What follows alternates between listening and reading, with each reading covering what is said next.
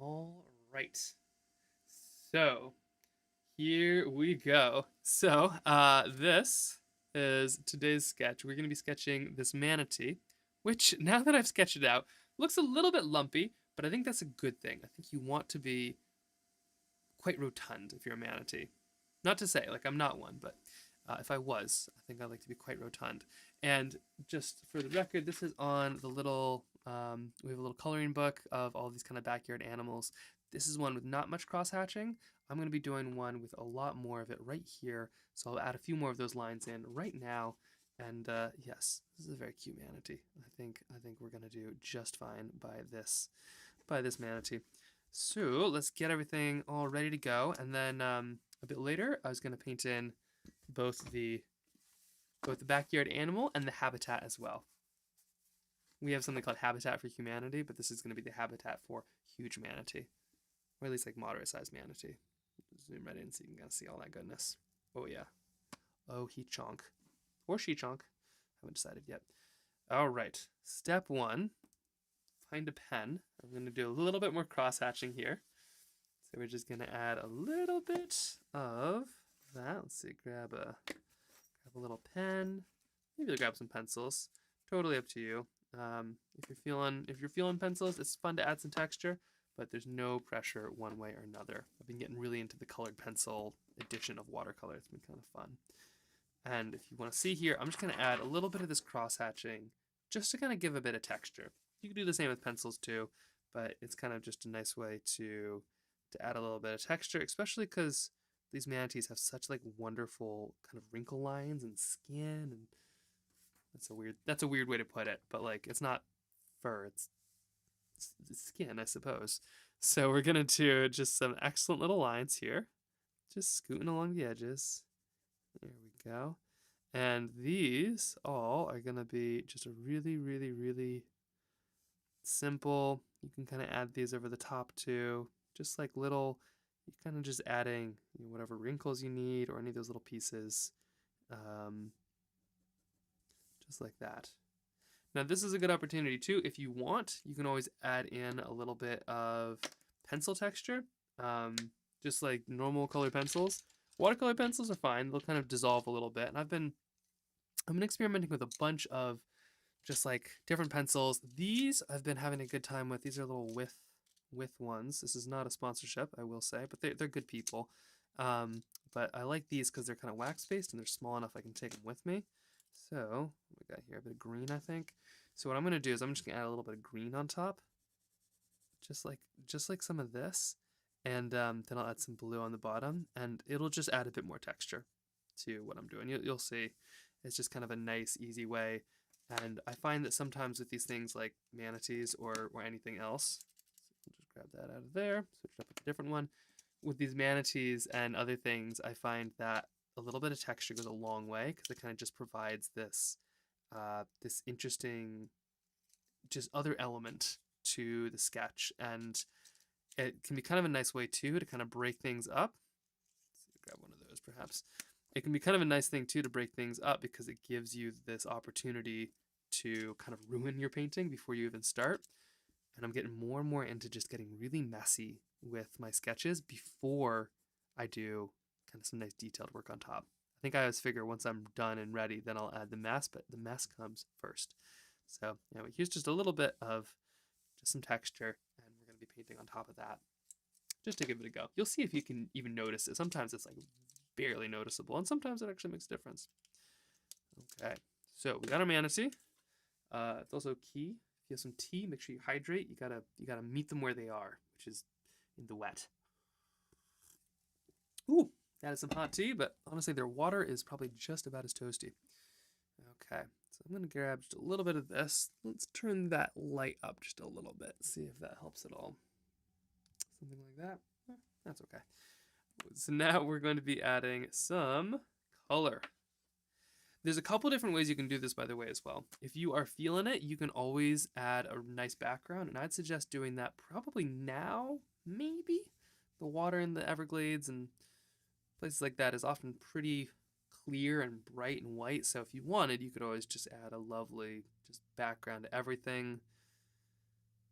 Maybe I should do that, actually. I was just thinking, the flying squirrel we did had a nice black background, so it's not like I'm not breaking norms. Let's do that. Let's add a little bit of a background. Okay, glad we decided that. Um, let's see, what and how do we want to do this? I'm thinking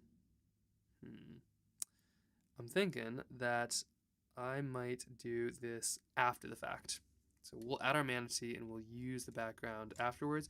I'm going to use a little bit of a pen and I'm going to give a bit of a border here. And I'm actually going to cut through our nice little manatee just to let them kind of pop out a little bit like that. So you can kind of see, I really like this technique. There's some really cool artists out there, especially like Jill Ritchie does a great job with it. And by simply just breaking the boundaries, and all of a sudden, with my janky border, this is looking pretty fancy. It's also looking really dark, but that could just be me.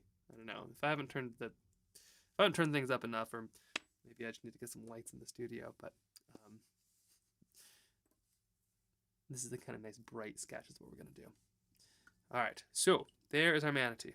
Now, this next step is going to be a pretty quick one, and we're actually going to add a lot of pieces. And actually, hold on. What am I doing?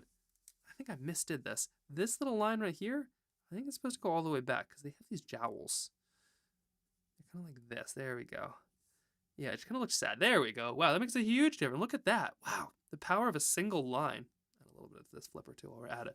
Look at that. Okay, so anyway, they kind of have these great little jowls that kind of look like this. There we go. Now it's not just like a sad manatee. It just looked depressed there for a second.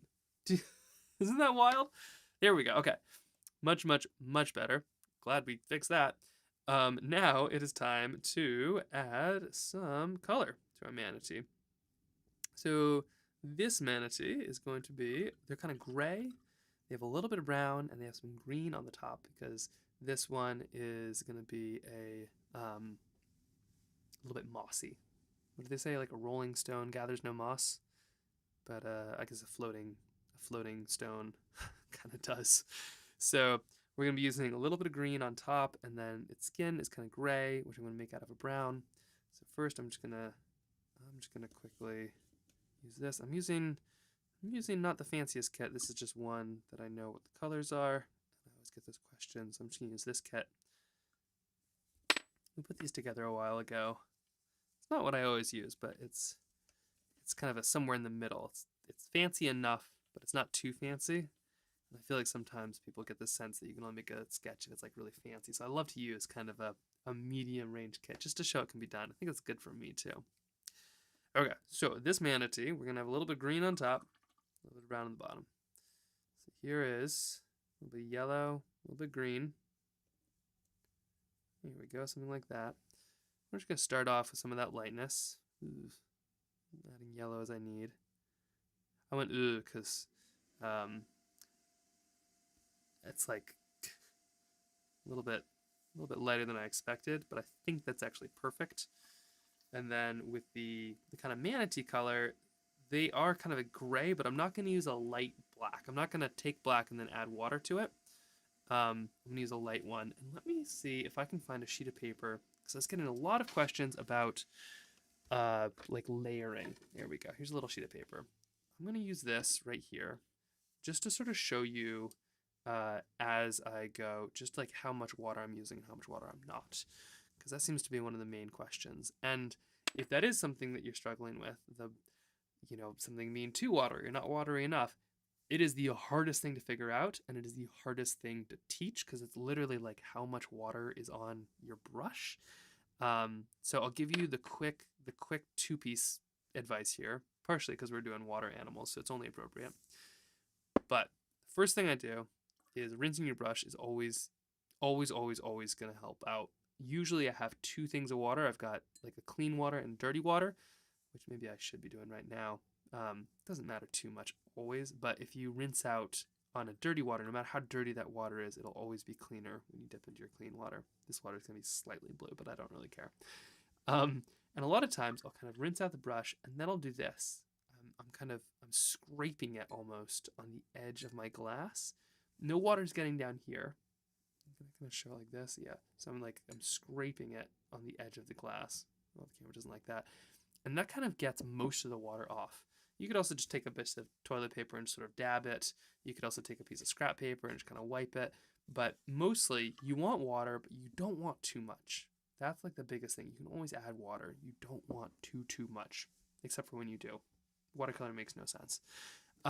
And then when it comes to like actually getting water into the like into here and like how much you use, so much of that is just doing a lot of painting, and it sounds terrible, but it's like, yeah, it's like how a frisbee player could explain to somebody how to catch a frisbee and closing your hand. It's way easier to do than it is to explain, but the good thing is that it's really fun to do and you learn very quickly, especially when you make mistakes. It's uncomfortable. Nobody likes making mistakes, and that's why you kind of need to put yourself in the position to make as many mistakes as you can. But the real trick is, as you use too much water, you learn very fast. As you use too little water, you learn really fast. And so it'll quickly get you to the right amount of water, which in the case of a manatee is quite a bit. So I'm gonna mix up some water here.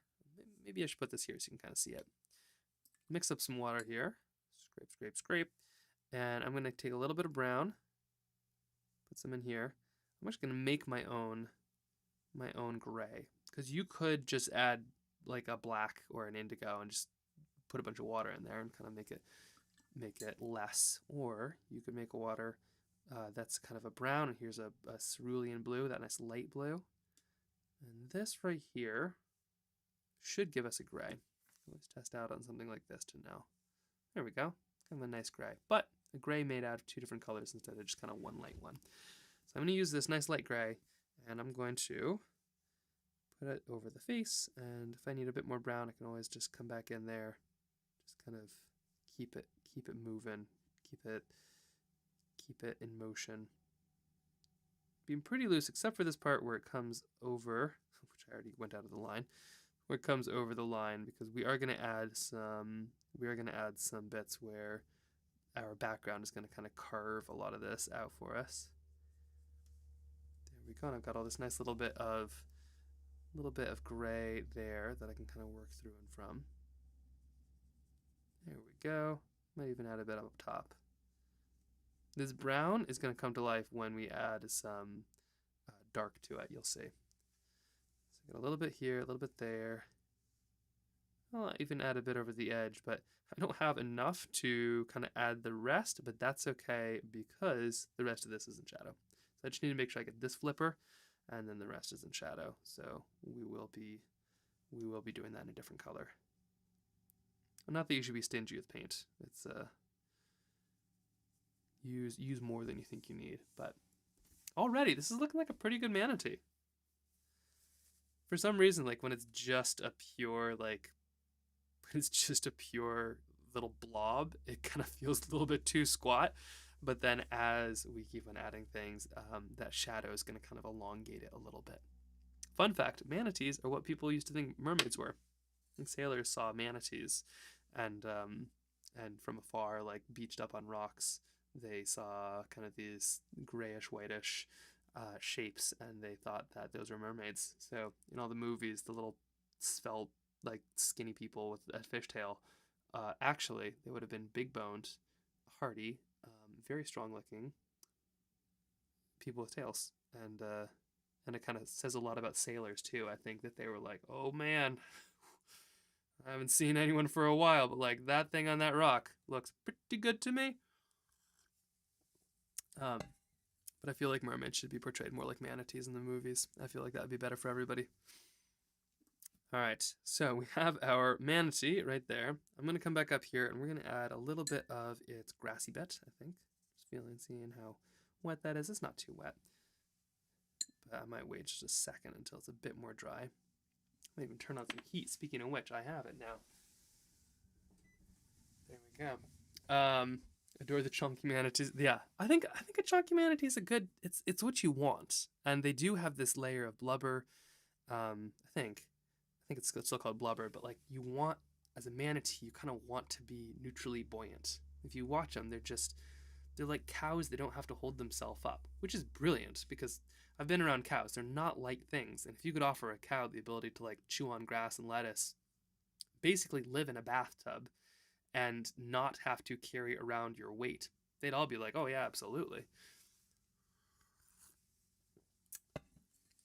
I think. I don't know. I won't speak for the cows. So here goes now we're gonna add a little bit of some darkness on the form of our little mossy bits. This is gonna be, instead of mixing green with yellow, I'm gonna mix green with a darker blue. Or we could do a purple too, but this right here is gonna be, let's see how it shows up, a little bit darker.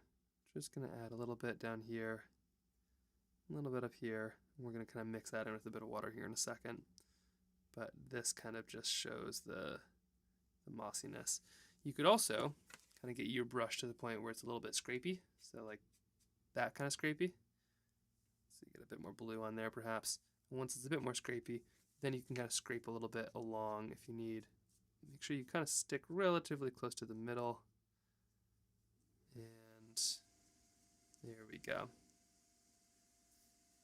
And you can see by kind of adding that tone and that color, now we're kind of getting some dimension in our manatee. And this is why it is key, because these are not flat critters. They are rotund in the right way, you know? I'm sure there's some much more flat manatees out there, and I respect you, but like, if you're doing a rotund manatee, it is going to be good. Okay. So it is now time to add some of these darker colors, and this is going to be kind of down here. So we're going to add these darker colors, and then we're going to kind of work them up. The biggest thing that we want to avoid is this flipper, and we want to leave just a little bit of some space here on the wrinkles, on these folds. So first we're going to mix up some more color. We're going to probably put some, I don't know, here's some dark blue, maybe a purple in there now. Why not?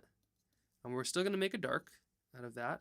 But if you remember last time, we mixed brown with light blue. Now we're doing brown with some of these darker colors. But not indigo and not black. We're still sticking with the mains. Maybe a touch of brown right in here. Let's just see how that goes. Ooh, so hard to tell, especially on a nice silver pan like that. A lot of the watercolor things I use have kind of these nice white ones, so you can kind of see what's going on, and that's why. There we go. That looks lovely, right? Maybe a bit more blue in there, but that's pretty good. I think I basically only have a single brush filled with this, but that should be enough. So here we go. I'm going to start here just so I can kind of avoid, I do not want this flipper full, and I'm going to kind of work through some of these creases. I'm just adding one or two little edges to these creases, like that. Then I'll go back down and around. And it's going to be way too jagged here until I come in with some water. So that's okay. Trust me, you have a couple minutes before it's fully dry. So use them. Depending on where you are. If you're in Arizona, it's too late. It is already dry.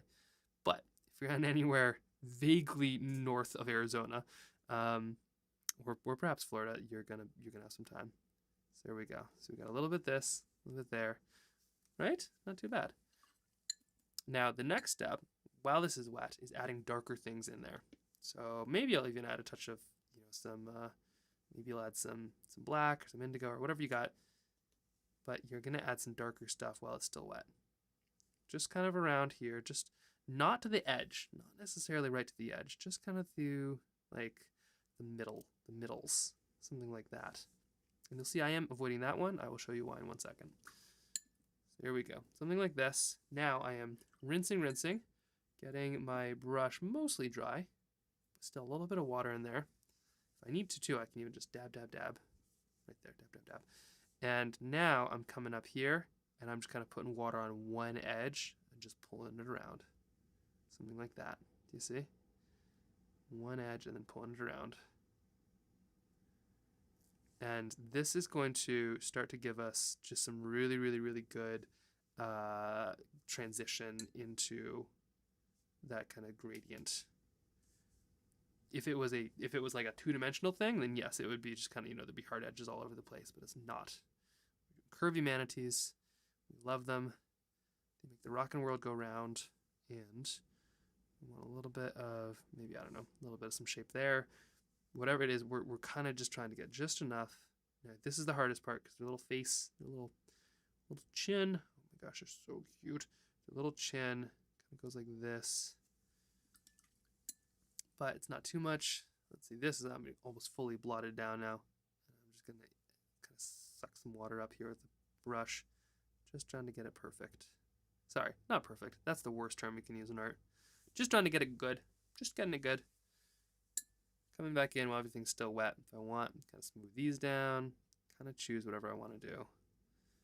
Oh, I'm loving. Look at this texture. I got some blooms in the tail. That's actually really exciting. Look at this. I added some water.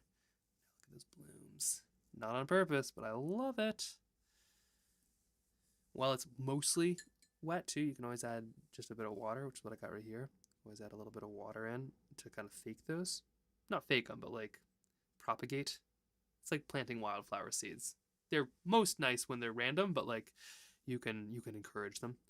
And maybe I'll even add a bit more into our chinny chin chin.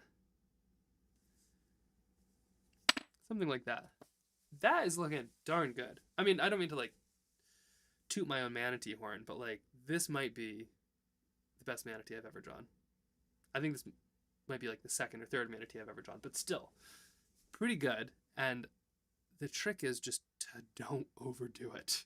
This is a light animal that just kind of floats in the ocean. It's not light. I do not think any of us could pick up a manatee, but like it's a light colored animal. You kind of float in the ocean. Don't overthink this one. Our background is going to be really fun. We're actually going to do something kind of opposite. We're going to do like light down below and then dark up above, which is going to be really cool. And that's kind of how a lot of these, when you see those pictures of manatees, they kind of have like the light and a little bit of the substrate, and then it's sort of the darker water above. That's going to be perfect because of how we have our shading done. Very on purpose. But yeah, the trick is just don't overdo it. This flipper too, we are going to ignore because we're going to put our background in and then we're going to put our flipper in. You'll see, it's going to be pretty cool. The biggest thing though is to make sure that everything is very, very, very well dried before we do this next part. Otherwise the water is going to kind of get into our manatee. And I assume they're watertight, but we don't want to check. Okay, I'm just gonna kind of gauge. You can always look too to see what is what's still wet. You see this? There we go. That is what's still wet. So if everything is taped down, it's a little harder to do. You can always do it with like a flashlight. You can just take a flashlight and show it, but that's kind of what's still wet. And even when it's not shiny, it might still be a little bit wet next to it, but it'll happen. You'll be able to dry pretty quick. The main thing is that we don't want to get water anywhere near the edges where it's wet, but I think we can still move forward if we want. So I'll move forward in just one moment. I'm gonna get some more tea. Like I said, it's like a method acting for painting. You've gotta live the animal. So in my case, I'm just gonna drown myself in nice warm water. And then I'm gonna turn the leaf blower on to simulate a hurricane, and then I'm gonna eat a bunch of lettuce. I wonder how manatees deal with hurricanes. I wonder if they just like go out to deeper water or something. Or maybe they just kind of like hide in the mangroves, because I know the mangroves are pretty good like hurricane deterrent. Oh my gosh, now I'm worried about manatees and hurricanes. And baby manatees. Alright, this is something I'm absolutely looking up directly afterwards. How do manatees weather hurricanes? I mean, people I care about too. Like, it's really rough, especially when like these new bigger hurricanes are coming in. But manatees, how has this not been a bigger thing? Oh, they're so sweet. They don't deserve anything like that. Okay, so my next step is I'm going to be doing just a little bit of, let's see, you can kind of see everything is still sort of wet, but that's all right. I can always like add a little bit of, I can add just a little bit of a layer if I need to. I'm now going to be getting ready for the background. You can do this at your own pace, so no pressure. I would wait till yours is dry. But with the background, I'm going to get some brown. So I'm getting everything wet now, a la manatee, to feed in there. And then we're going to kind of do it all in one fell swoop. So in this case, add some water onto, oops, that's all right. This, by the way, this little flippery bit, that can totally be covered up. That is fine, because that is going to be darker than all the rest. Okay, so just adding a little bit right here. Should I dry this off? I'm really afraid because this manatee turned out so well. Maybe I should dry it. I'm going to dry this off just for one quick second, and then we're looking up what happens to manatees in hurricanes. Okay, there we go. Okay, so we're going to quickly all right, so here's what happens to manatees in hurricanes. Thank you, Jen, for squaring this away. Okay, manatees typically weather hurricanes by sheltering in place. A familiar deep mangrove lined channel and inward waterways to avoid turbulent shallow water. Although well adapted for coastal storm, they can get swept into inland pools, canals, or onto roads by storm surges, becoming stranded in water as the water recedes. What? Oh my gosh. That's both like terrible and also like, can you imagine finding like a manatee trapped in a tide pool, like your own little personal manatee? Oh my gosh, this is like a children's book waiting to happen. I cannot believe I've never heard about this before. I've never thought about the plight of manatees during hurricanes. Oh wow. Oh, can you imagine like your little manatee family unit and you're just like, there's like a storm raging above and you're just like a manatee sort of sloshing around. Oh my gosh, but then to think they could be like tossed into just stranded on roads, that is both the saddest and also the moment, an opportunity for the sweetest thing. This definitely needs to be a children's book. Okay, step one, let's finish our manatee. Then we're gonna make one of these nice deep channels for our manatee to hide in, and then we're gonna think about more stuff later. All right. So now this should be relatively dry. Let's see. Look at that. The beauty of having a little tiny stove basically next to you. So once we have this, and you can see it bent a little bit, you can always kind of bend paper around as you need. Now we're going to do this. So I'm going to add a little bit of water, once again, right here and here, just along the edges. And if you remember, we're going to do kind of a dark upper and a light lower is how this is going to be. So we're going to add maybe a bit of brown. Very watery here, very watery brown. Brown kind of down, and then we're going to get more and more green and blue up. So here's our brown, and then here's our blue, just really layering on the water. I'm not rinsing the brush, I'm just plop, just getting it down there. There we go, kind of getting it up with this manatee, not worrying too much about these edges because it is still lighter. Just something like this. We are going to get into the darker side of manatees. We're going to get into the, we're working on the darker side. We're going to get to the lighter side of manatees very soon. There we go. A little bit there, a little bit here. Just a little bit of brown, just to kind of show that. If you want, you could always add a touch of green in. If you're feeling green. It's not easy being green, but it's an easy thing to add. There we go. Less is more in this case. Don't feel like you need to go too wild and crazy. Now I'm going to flip over my manatee so I don't kind of drag my brush or my hand through my paint. This is what you might call an inverted manatee. I feel like there's some puns that I could be throwing in here, but I don't know what they are yet. And then we're going to get kind of darker and darker. So in this case, let's add just a little bit of blue. Once again, don't worry about getting it too dry. Probably should have added a bit of water up here, but I didn't.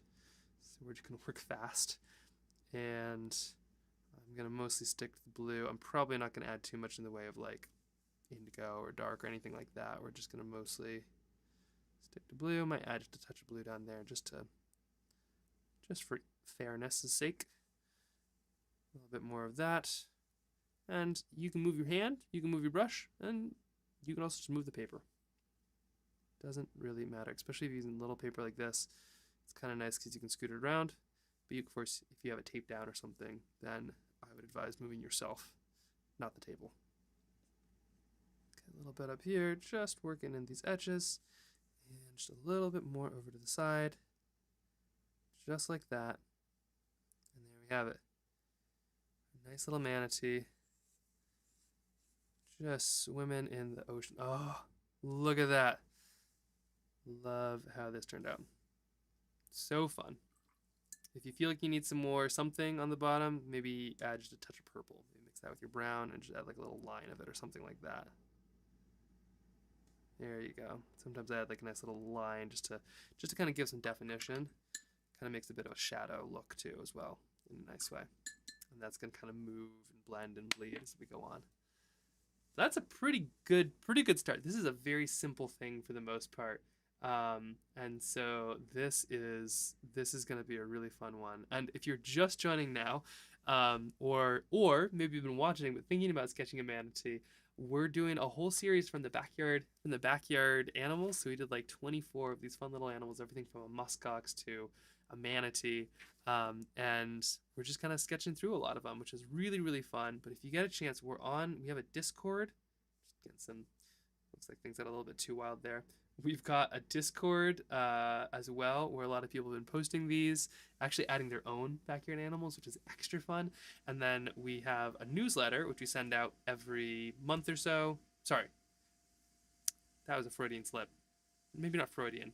We have a digital newsletter, which is really fun, full of all kinds of stuff and what we're up to. That gets sent out like once a week. That is not every month or so. We're working on potentially making something a bit more physical, like in a newsletter form. I'm not going to be doing like calisthenics and sketching, but like a more actual letter that we send out that might be similar to this. Stay tuned. If you are on our Discord or on our newsletter, we will be telling you about it in the future, but that might be something that's coming up. We'll see. But yes, if you are looking to do some more of these and want to actually kind of do them in person, we've got a really wonderful and supportive community that's just doing some neat stuff, you know? All right, so here's our manatee so far. The missing pieces are going to be this little flipper, this mouth, that eye, and those nostrils.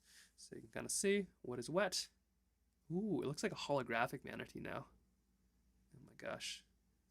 If this is a trading card, it's even better than a trading card. Everybody's like all Pokemon and those kind of trading cards, and they're like, how beautiful are they? And it's like, you know what's really beautiful?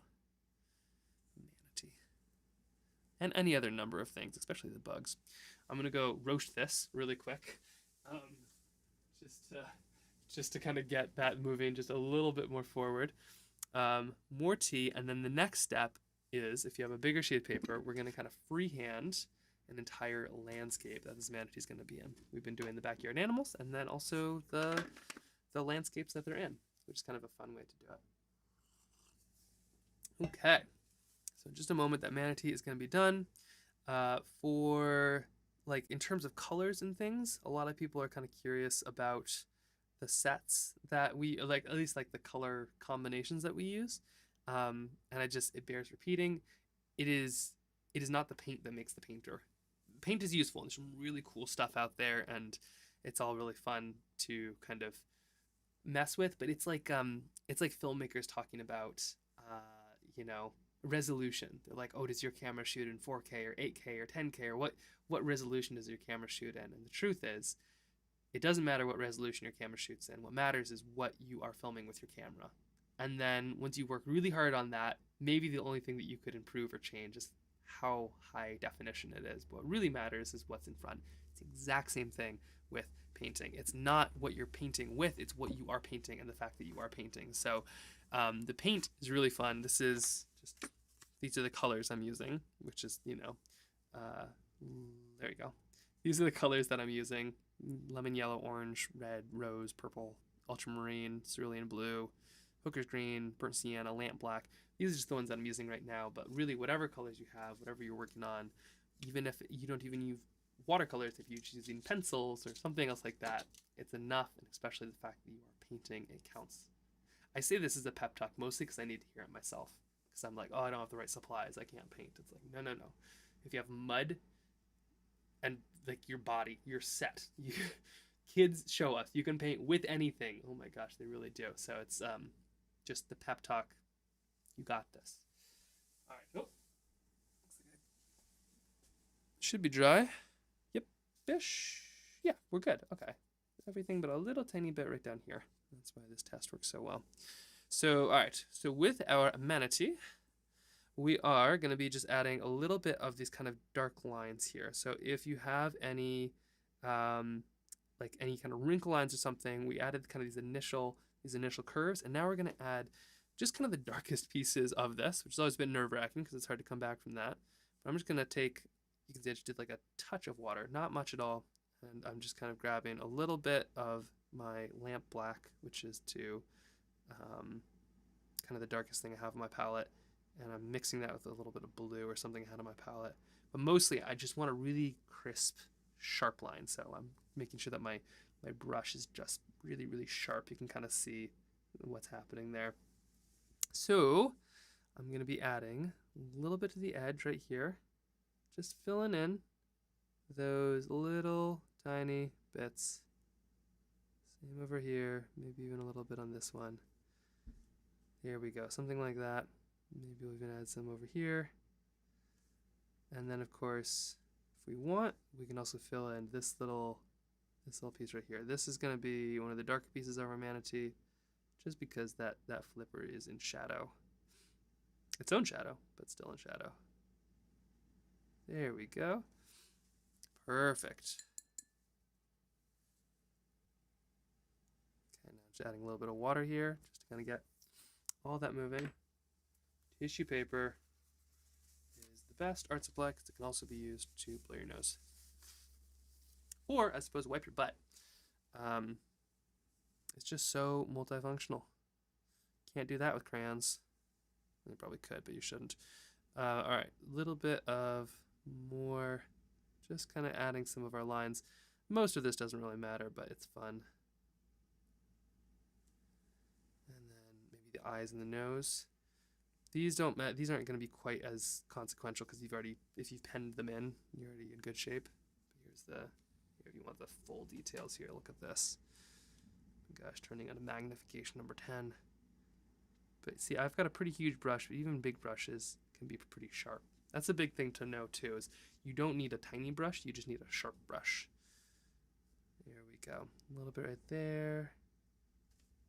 Something like that should do just fine.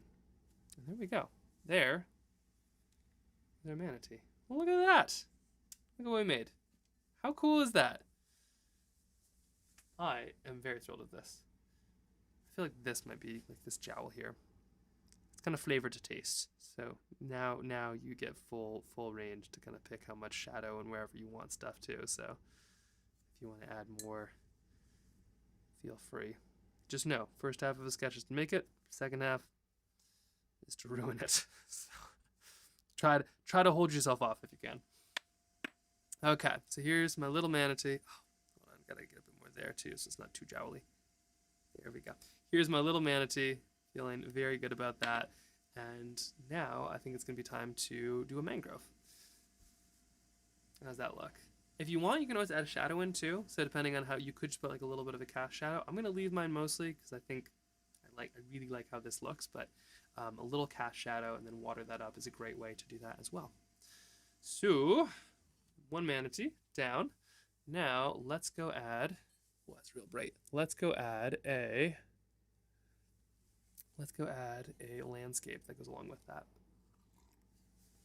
If that sounds good. Okay, we're gonna take this one. I'm gonna fold this paper in. Very much liking the little etcher books. These have been really fun to kind of get to know a little bit. All right, so I'm gonna put this manatee. Why don't you go live here? Just find a good spot for you. There you go. How's that for a nice little home? So mangroves is gonna be a fun one. I'm gonna kind of freehand a lot of this. Normally I might like put a pencil sketch down or something like this. With the landscapes, we don't have a trace around them, so we're kind of just gonna go a little bit quicker and a little bit faster on these, but it'll be a fun series. So step one, let's do some mangroves. And we're going to kind of sketch along on some of that. Let's see, gotta make sure my colors are right on that. Okay, so I'm gonna kind of break stuff up, I think, by, do we want to do like a big version or a little version? This is the question. I think I'm gonna do a little one. Yeah, I think I'm gonna do a little one. So I'm actually gonna, I'm gonna do it right here. So step one is I'm going to, I'll do it this one. No, I'll do it this one. Step one is I'm going to take a big kind of chunk. I'm just gonna make myself a little bit of a box. I love the power of making a little box and a little sketchbook. It just makes things so much easier. I don't know why, but I have waterproof. So got a little bit of a sketch right there. And for our kind of mangrove, because they're kind of neat looking things, we're actually going to add a good chunk of it as underwater. And a big thing to think about when it comes to like landscape paintings is never, ever, ever, apparently, go right in the middle. For some reason, our eyes don't ever look at something right in the middle. We're always looking slightly above or slightly below the horizon. So what is suggested is that you actually kind of cut things halfway. So we could either do that much water, a little bit of mangrove, or we can do this much water with a bunch of mangrove. And let's do a bunch of mangrove right now because we just did a good amount of manatee. So we're going to do a little bit of our water line here. It's okay if it's wavy and whirly. It'll look just fine. And then, of course, because water is not like a pure line there, at least on like cameras and stuff, it's not. So I'm going to add another line approximately just around or above. It's okay if they don't quite match. We're just kind of going for feel here. And then we've got these cool mangroves that just kind of like, I don't know, they seem kind of omnipresent in this really neat way. So we're gonna kind of, let's see, I'm gonna put them back a little bit. So here's our third line now with our mangroves. And these are these really cool trees that kind of sit down into the water. They're not like one trunk necessarily. They like all these little roots that kind of scoot around, they intertwine, and they are a huge reason that hurricanes in the past have had a hard time kind of wiping away Florida, because these storm surges kind of get caught up in these really strong, cool plants. So we're going to kind of put some of them like this. And this is just like a very loose bit of bush here, and we're actually going to add just kind of a bunch of little squiggly clouds, basically. Something like this, something like that. The inners are going to be kind of in shade. So that's sort of what all of this is some of these little kind of almost lines. The other thing to think of too is, there we go. So we're just kind of get toward the top. We're going to have some really good sort of areas, something like this. There we go.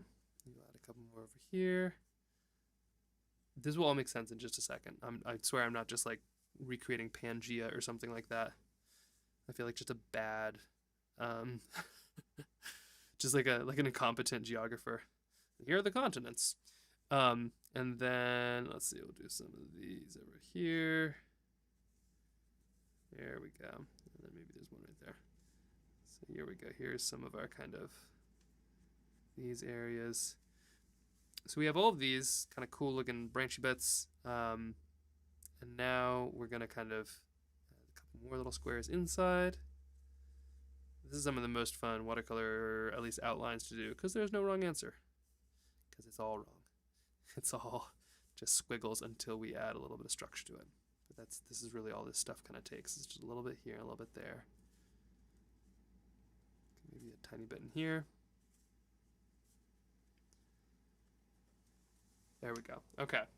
Trust me, this is going to be a mangrove. It's going to be really cool too.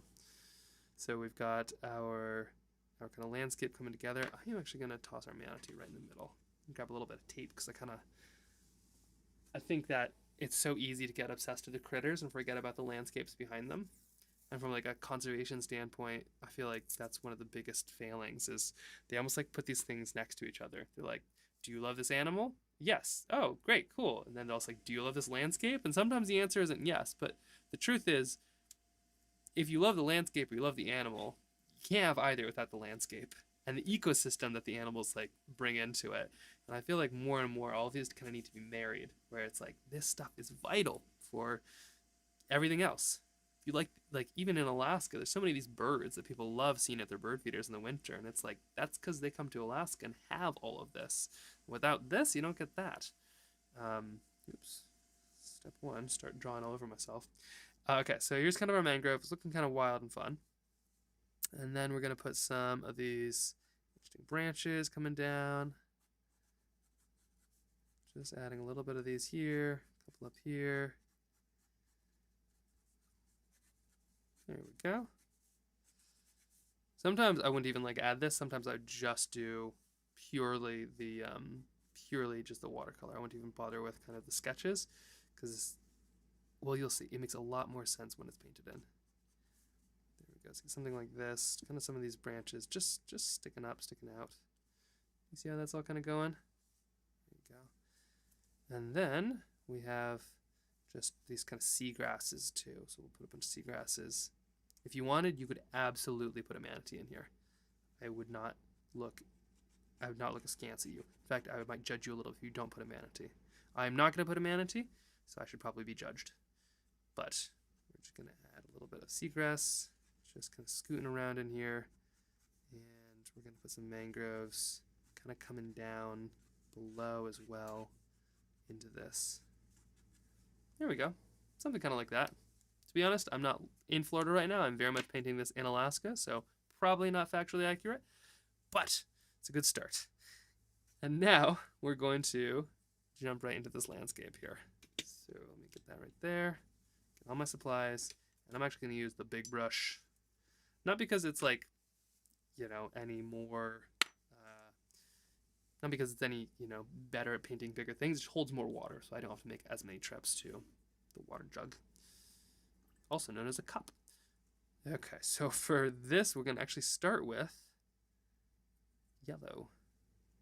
And we're going to kind of, all those little things that we put on before, we're going to kind of make sure that they're all filled in. I'm going to absolutely over the line, so it doesn't really matter. To be honest, I could paint all of this yellow, but we just want to make absolute sure that what we had sketched earlier definitely makes the cut. Then I'm going to add a bit of green. And I'm letting them mix on the page because it's going to create a million different kind of shades and colors as opposed to me trying to go and add each of them individually. By simply just letting those colors and shades just sort of find each other and mix on the page, it's going to be more dynamic. It's going to be more, yeah, it's just going to be more everything. It's good stuff to do. Try it out. So a little bit there, a little bit here. I feel like we should make that sky too. You know what? While this is all drying, let's do some sky. I swear there's a method to my madness. It just kind of often happens during. So, okay, here is a little bit of, I'm going to put a little bit of a dark cloud in here. Just, we're talking about hurricanes and everything, so I've got a little bit of my lamp black. Maybe I'll put a touch of brown or blue or something in there, but basically a dark color. And I'm actually going to put a little bit of that right here. I'm going to use water to kind of pull it around. There we go. And this is going to be the base of our cloud. Clouds, which are often kind of white and fluffy, often always have shadows in them. And it's the shadow that is going to kind of bring the heaviness, the heft. That's what I was looking for, the heft of our cloud in. So there we go. Got a little bit of this here. That's looking like a totally fine cloud. And then we're going to add some blue, which will kind of define the rest of it. Got a light blue here, kind of a nice sky blue. A little bit down, scooting over, and it is what I do not paint in the cloud that will give it its shape. So something like this. There we go. Is what's going to make that cloud nice.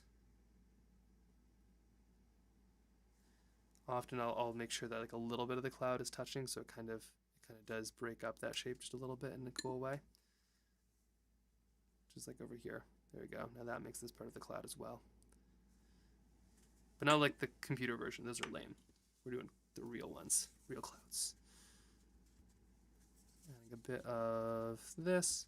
This is not a cloud thing. If you just want to do a blue sky or no sky, that is fair too. I'm just getting a little bit too into the weeds.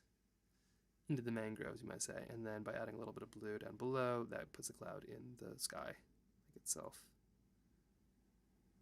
There we go. All right. There we go. Okay, so got a bit of our sky, a bit of cloud, just a bit more darkness in this cloud. There we go.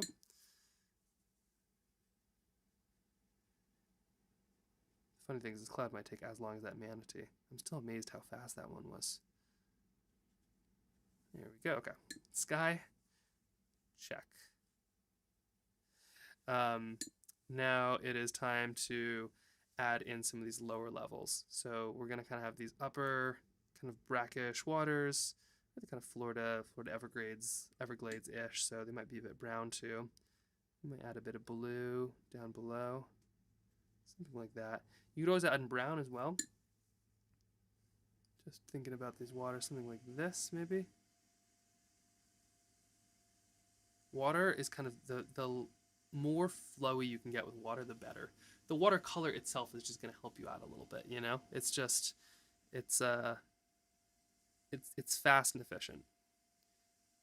And I will say, there's kind of a fun thing you can do, and I'm half tempted to right now, of leaving a part of your landscape totally undone. So like this right here, this is a window that I did where somebody's suggesting, asking about windows, and I just didn't paint in the window. I just painted the view, and I love the look. That's absolutely something you could do. So for instance, if you haven't painted any of this yet, you could just leave the whole lower part blank and just do the top bit, and it would give kind of a really, your eye gets drawn to what is not there in a really big way. So a lot of times it's what is not being sketched that is what is the most interesting thing. Kind of like how what you don't say in a conversation often speaks much louder than what you do. So that's something you could absolutely do that look pretty cool. I'm not going to do that, but it looked pretty cool. And down here, going to do some similar things. Basically adding a little, kind of similar to up here. We're going to put a little bit of some of these in play. A little bit of some yellows, a little bit of some greens. There we go. Lovely. And we're going to kind of carve those out here in just a second, you'll see. Maybe even add like a strip of blue or something kind of down below, just to let it flow up, really get that flowy water thing. Like I said, the more kind of loose you can get underwater, often the better it feels.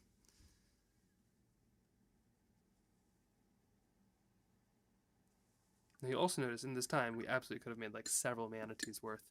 And sometimes we have this idea that we need to paint a landscape, with the critter in it in order to paint the critter. Totally fair game just to paint the critter. But just you gotta know that the landscape matters. Okay, so we got some of this. Now, feeling around, I might add a little bit of our mangroves in here. These little sticks here matter. So we're gonna add just a little bit of some brown in these. And once again, you can be wildly loose. You see, I'm just gotta add more water here because I wasn't being loose enough. You'll see these are really, really, really fun to paint because it's the shadows that will actually bring these sticks to life. You'll see, it's really, really cool. So there you go, some very loose little sticks. Trunks, really, I suppose. Same over here, a couple over here. That I'm leaving alone because I need those to be nice and dry. Let's see if I can zoom in for you as well. There you go. And we're cruising along here is what we're doing. Down here, we can also do that, but this is actually going to be much, much darker, so I think I might wait until I can kind of see about adding in a little bit of this up here, but let's give it a go. Let's try it out here. No. Yeah, let's do a little bit of this line now. Bit of blue, bit of the other blue. Just adding this line in. You'll see stuff is still wet. It's okay. It's water. I don't really care. I mean, I do care, but like, I want to not care because I want it to be loose and flowy. There we go. Okay. And then these sticks are going to kind of continue down into the water. So once this is dry, we're going to add more of those. And this is kind of the manatee's home. This is the stuff they'd be seeing, which is pretty cool when you think about it. All right. While we're doing that, you can kind of go on more of your the term in mountaineering is to faff, which is just kind of like where you're buckling stuff and just messing around and not really going anywhere. Now is your time to go faff. So, maybe up here, I'm just adding a bit of, some green or something like that up in this corner. Or perhaps, let's see if this is dry, which is not. I could add a little bit of that in. But I can make it dry. It's good enough. So we're just kind of sort of faffing around a little bit. Don't mind me. Just faffing. Adding in some of those colors. I'm not sure if I love Hooker's green. I also have no idea where that term comes from. It always feels a little bit too, I don't know, too much. Which could just be that I live in Alaska and I'm not used to seeing much green. This might be something where somebody in Florida or, somebody in a place that has plants that are green more than 3 months out of the year sees that and they're like, oh, yeah, that feels right. But for me, it's like, it's trying too hard. You should be more brown. Which I can do. Look at that. There we go. Bit of that in there, maybe even a bit of purple or something. There's often these little spots in a painting where you can kind of just like pour your energy into where you won't ruin the rest of the painting. It's good to find those little holes and just go for it. All right, a little bit of that there. Looking lovely. There we are. Okay, we're kind of just waiting for it to be a bit drier, and you can kind of see it's by putting this in right here. Like, look, this shape of this bush, just by adding in some of these darker things, we are making that shape. So this kind of creates all that texture. It's the negative space that kind of counts. So just adding a little bit of that here, and then we're kind of going to do the same throughout it. So up here, right here, where there's all these like these little spots, we're now going to create some of that texture. So here's a bit of blue. It's going to be coming right in here. Just looping around. Same with this one right here. A little bit of blue. Just kind of using these little lines that we kind of put down as some like loose guidelines of where these bushes are. This is a technique I use a lot with painting, especially things that I'm not painting from real life, because that's easy, you just look.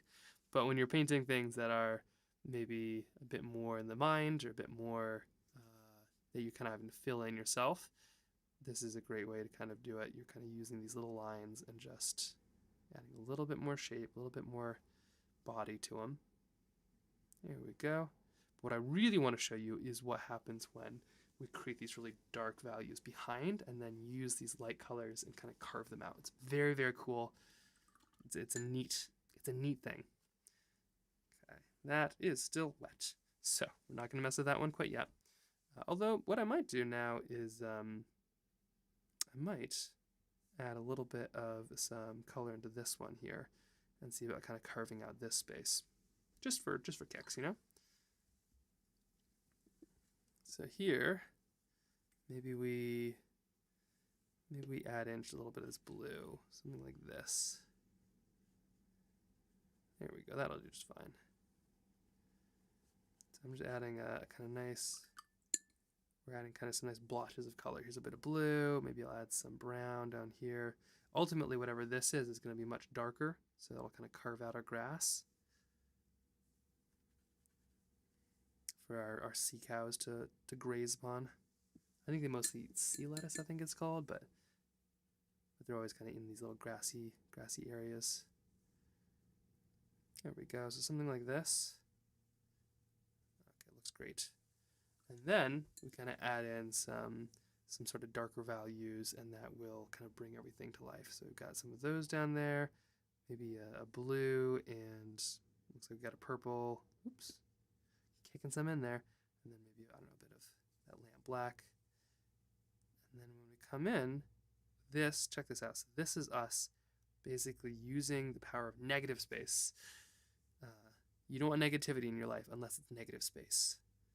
And you're just carving out those grass. I have some, loose idea of where it's going to look like or be from my outline, but mostly I'm letting this do it for me. Pretty cool, huh? And then because it's still kind of wet up there, we're just letting it kind of bleed and then flow on in.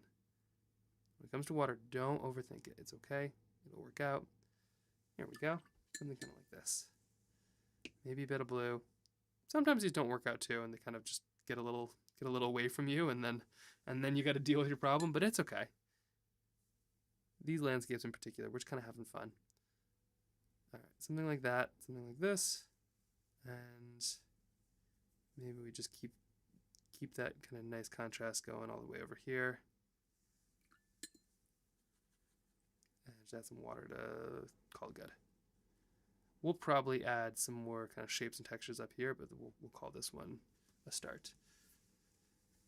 The other piece, these right here, are something we need to add in right now. So here's a little bit of some brown. We're just scooting in right there. A little bit of brown, and this is what is going to become our mangrove like stalks in the ground. Because of that, I think they should probably be a little bit darker than the ones above. So I might even mix whatever I got in my palette, which is just a little bit of everything, and just add a touch in the top. There we go, something like this. But you'll see, we're going to add some like really dark shades, which will kind of bring those out. There we go. Okay, we'll give it a try. We'll see what happens. A bit more green if you need, but I think for the most part, this is a triumph. No, this looks kind of funny. It will look really good here in just a second. You'll see. All right, nice work. So while we're doing this, now we got this section up here, still kind of waiting for it to dry.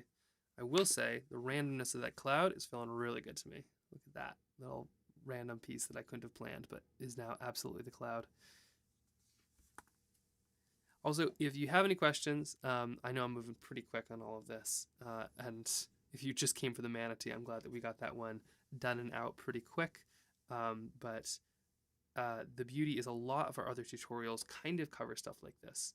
So if you've ever just really only wanted to sketch manatees or something like that, you can, but also just know that like the landscapes that you sketch here also help with everything else. So this is a lot of the same techniques as a mountain, as a plains, as everything like that. So find the thing that you're really excited to paint. Paint it a bunch and just know that it all translates. Okay, so we got a bunch of that. Let's just add a little bit while we got this darkness here. I'm just gonna add a little bit more here. You basically are after the free dance portion of the tutorial. And let's see, I'll add a touch of this. There we go. Okay, something like that. Kind of just trying to use negative space to show where the grasses would be. This would be another excellent reason to have used a manatee in this, because then you could cut a lot of this out and it would look so good. So, okay, we've got a lot of this going, and now let's kind of move our way right up here into these little tree bits up here. These are going to be just a touch darker just because they're higher up and closer to the sky. For some reason, things that are kind of next to the sky are always going to appear a little darker. So we're going to add just a little bit of those here. This is going to be a little bit less messy because we kind of want those to kind of peter out into these little branches. So I'm almost using these little staccato strokes. Staccato in music is like when it's like pop, pop, pop, pop, as opposed to legato, which is nice and smooth. And so in painting, there's kind of like very smooth strokes, and then there's also these little very sort of almost, it's like the visual representation of a drum beat or something like that. So we're just adding a few of those here. If you want, now's a good time where you can even do a few little splatters. So here's a little bit of water, and I can just get in exactly the wrong spot. Oh no, got it right into the sky where I did not want it. That is a good reason to not use those. Sometimes you can fix it, sometimes you can't though. Oh yeah, virtually fixed. Even gonna pull it up a little bit of interesting color there. So okay, we got a little bit there. All of this is gonna lead to these little mangrove bits coming to life. I swear, you'll see. And then a little bit into the blues. Actually, while I'm at it, I might even add just a little bit of some shadow down here, just to give this all some space. So here's a big brushstroke of some nice blue shadow. And this is going to kind of create this element of depth below our mangrove, which is kind of important. These like little almost shady cliffs that you have below them. Okay, now to come in with some greens. Did I bite off more than I could chew with this landscape? Sort of, maybe. But does it have the potential to turn out really fun? Sort of, maybe. That is kind of what I love about these ones. It's a lot of elements and pieces. Speaking of splattering and going wrong, this is another thing you could definitely add to a little bit on this side too. A couple little well-placed splatters, especially in some bushes, at this stage are great because then we'll be adding some more stuff and it gives you that element. There we go, a little bit of this there, a little bit of this here. Let's add some blues. Something like this, kind of carving out some of those landscapes and some of those branches right now. All right, good work. Have you stuck with me this far? There is a payoff, especially once we see this landscape come together. This is actually, I feel like, kind of indicative of like the real work, right? It's like a real quick, easy sketch of an animal that's like easy to understand and love and care about, and then just an enormous amount of work to actually make the landscape that the animal lives in. But I feel like when it comes to the sanctuaries or like conservation, any of those pieces, that is so how it actually is in real life. But this is coming to life. I feel like I should have made something more airy, but this is still, I think this is feeling really good. As the panic sets in. Okay, so a little bit of some blue over here. And soon what we're going to start to do is carve out these little shapes and these little sticks. So I think that we are almost at a point where we can do that. Can't do it down here because it's too wet. I think we can kind of start doing it up here if it's dry enough. I'm just kind of feeling out a little bit. And this is a technique that I'm really excited to share because you can use it in just about anything. Let's give it a go. Let's see what happens. So, and yeah, okay. I'm glad the metaphor hits. It is like I feel like I'm just now seeing it for myself. Like I've always loved animals, and I'm just now seeing like the importance of landscapes and things and organizations and people and all of this. And it's just like, how do you make like swampland sexy? But you can love water birds all you want, but if you don't have swampland, there's no water birds. And it's like, yeah, the sexiest thing about swampland might be the ducks that land on it once a year. But is that enough to protect it? And I hope in a lot of cases it is. All right, I need some of, how are we gonna do this here? I think it's gonna be a lot of blues. We're gonna get a bunch of blue and a little bit of purple. Basically making a nice little dark color, a little dark, sort of shady grove color. It's a lot of blue and a little bit of black in this case. And what I'm gonna do is be so careful. Let me zoom in so you can just see how careful I am. I'm gonna be so careful, and I'm just going to be kind of carving out, especially these little sticks. Oh, already messed up. That's okay. Carving out these little sticks in our little spot. So got one there, got one here. Down here we've got one. And it seems like an awful lot of work for something you could just do with like a light colored pencil after the fact. But you'll see it does create this really cool look. And for some reason just feels so like, I don't know, it feels like a bush to me in like the most bushy way. Okay, so we got a little bit there, a little bit here. What do we got? Maybe just a couple down here. There's this one right here. I'll put one of those in. Maybe a few over here. I don't need too many, but I kind of need just enough. And then of course there's gonna be all these ones up there, but let's see, so something like this. And then rinsing off my brush, getting just pure clean water, but not too much of it. Then I just add water to one edge. So just like the cloud, I'm kind of smoothing out one edge, leaving one edge hard, and letting them kind of become the shadow. And what do you get? You get kind of a cool look, right? Like you have these cool mangroves. And so this is like a technique I'll use for like bushes in Alaska, but it should work for the mangroves as well, especially with these cool little sticks that are going on down here. Because when I add, let's see if I can actually get my hand in there. When I add all these little, there we go, all these little bits of darkness right down below, like this, it should kind of create a really cool technique and texture. There we go. A couple here, a couple there. How's this looking? It's kind of, you might have to zoom out here to really kind of like see it in full. But I think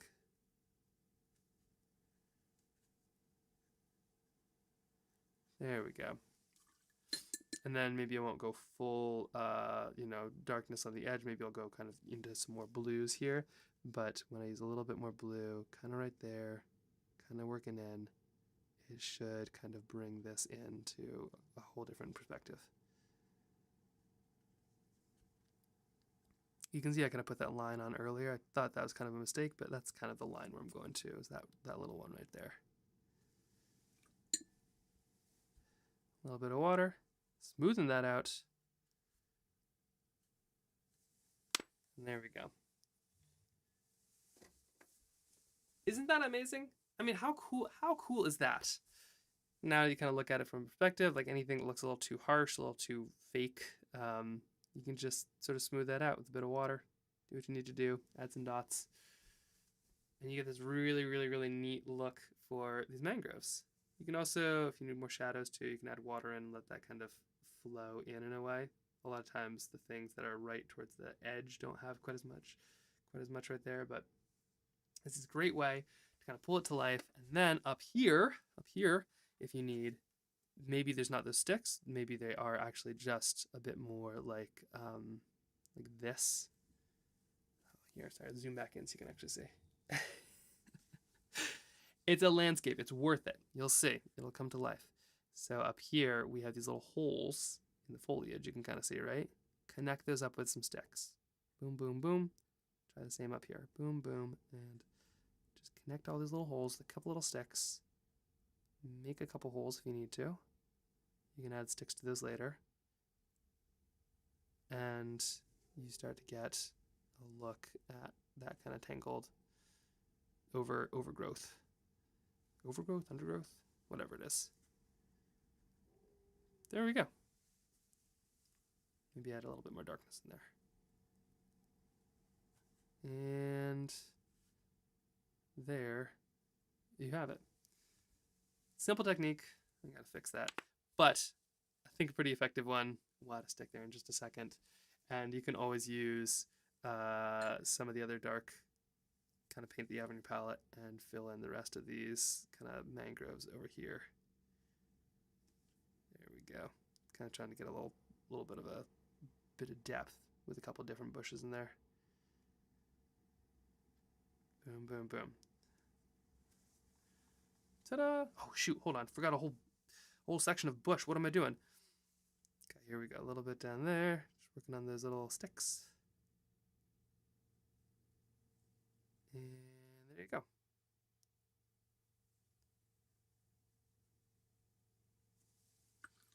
So we still have quite a bit to do down below. Not quite a bit, but like just a little bit to do down below. But kind of a cool way, like a really complex ecosystem like this that's just full of everything. This is by just layers and layers and layers and layers. You can kind of add and create this really interesting effect that gives you something like that. Now down here, we're gonna go hog wild here because we're about to do something very similar with these. We're gonna do it in 3 layers. This right here is our first layer. Ooh, it is dark. Yeah, that's all right, I don't care. This, or wet. This right here is our first layer. Our second layer is gonna be something just slightly darker than it. So perhaps a blue or something like that. We're not gonna go the full thing yet. And then we're just gonna kind of work along just to kind of highlight a few of them. And you can add a little kind of Y split down here. So you can kind of do a big one and then a little Y split. You see that? There you go. Maybe a big one like this, a little Y split. See what I'm doing? Same over here. And this is going to kind of start to give us that sense of where these come down all the way through. Also, hello everybody joining. We are sketching a manatee today, but then we have to sketch somewhere for a manatee to live. So we're doing a lovely mangrove now that we know that they shelter in these things, at least like the deep channels during hurricanes. So we are basically creating a little habitat for the huge manatee.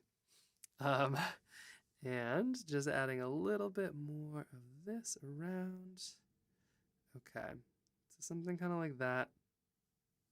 We don't really see those ones over there, but there we go. And we're going to add a couple more of those to some layers, but this is kind of a nice little start, especially when you kind of like let them sort of stop almost in the same spot. There we go. What do you think? Ooh, I really like that actually. Did I know it was going to turn out like that? Nope, absolutely. But I like the look. And I so appreciate all very kind comments here. This is, yeah, it's really fun to sketch all of these animals. We have a whole series, the Backyard Animals, which has been a lot of fun, but also I feel like I'm just appreciating different things. Like I've known manatees exist, you know, like I think most people know manatees exist, but for some reason, I kind of feel like I don't really see something until I sketch it. And so I don't know that I think I've maybe sketched 3 manatees in my life, but in the process of sketching it, I feel like I'm getting to know these critters a little bit better. And then it makes me care about them and then the places they live. And it's like, that's what I think at some level, that's how this stuff all starts. You know, you don't, you don't become a tree hugger by accident. You do it because you like fall in love with the tree first. And I think for me, I'm noticing that just like sketching these animals makes me care about them, which makes me care about the places, which has which has been really fun. And being able to share that is so cool. Um, anyway, very excited to see all of these watercolors. I'm going to be checking the chat here afterwards and looking forward to diving into those. Sounds like there's lots of cool stuff going on. And if you do get a chance, if you are making any of these sketches, please share it with us on our Discord or on Instagram or tag us. It brings me so much joy just to see other people's manatees and how their sketches turned out, or maybe they did something on a mangrove I could really learn from as well. Okay, so we need a couple more like little dark notes down here, I feel, to kind of balance this all out. So I am going to mix up, get a little bit of my lamp black right down here, get a little bit of some purple. Maybe I should get some green. I don't know, we'll see. A bit more blue. Looks like I've been using a lot of blue. I'm gonna start by kind of working on my mangrove up here. Looks like there's a little bit of just a little bit of some darkness I could add in the shadows, the shadow ways. Don't need to do too much. I'm just adding a little bit just to kind of balance stuff out, you know? A little bit here, a little bit there. We'll get some of those sticks finally up here. Here we are. Something like that. That might be too much. But this is actually what I added just right there is a ton of water, so I know it'll dry lighter. So this is going to be something along those lines. And then down here, we have the opportunity to kind of, I think, add just some really interesting kind of grassy, wavy bits. So I'm going to do just a little bit of that. It's going to be dark, but that's okay. And I'm going to do the opposite. I'm not carving out anything. I'm just straight up painting. And I'm just going to add some little wavy, grassy bits. Just something like this. Here we go. And then you'll notice I kind of left this right there. By doing that, when I come back in, I can then add a couple more little grassy wavy bits here, like this, and then I'll connect it with maybe a little bit of water. It's all about the texture. It's just layers upon layers upon layers upon layers. There we go. Okay. Here we go. Okay, something like that. Maybe even you add some over here. Sorry, this is the point where I get a little bit too into this is where it's so easy to get into the details and just come out like in an hour and a half after working on grass for 45% of that time, not even realizing what time or where you are. Okay, a little bit there. There we are. Okay, a little bit of water because we're underwater. And there, we'll call that lovely. So I did say that there's 2 parts to this piece. There is a little bit right here. So we have kind of our light colors that we did our first wash. I'm going to add now darker colors behind that. I'm not going to touch any of these light pieces that I've already done. I'm going to add darker colors behind that. It's still a little bit wet, but it should be fine. We're about to find out. By adding darker colors, I'm not going to add all of them. I'm just going to add a few. So kind of like right there, kind of right here. And I'm as if there's like layers upon layers upon layers to these branches behind, which there are, sort of. Maybe I'll even add a couple to split things if I need to. There we go. A couple of those, a couple of these.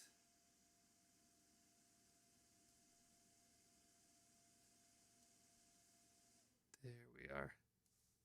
You see, it's kind of, I'm not like fully, but like by adding a bit more dynamicness. Mangroves. That 3D-ness. You see, it really is kind of popping now, I feel. Okay, so a little bit into there. Now I'm just adding some water too, just kind of really let it flow. Let it flow, let it flow. That song's actually about watercolor and they co-opted it for Frozen.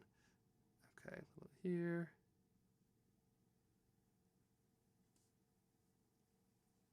Okay. Woo! How's it looking?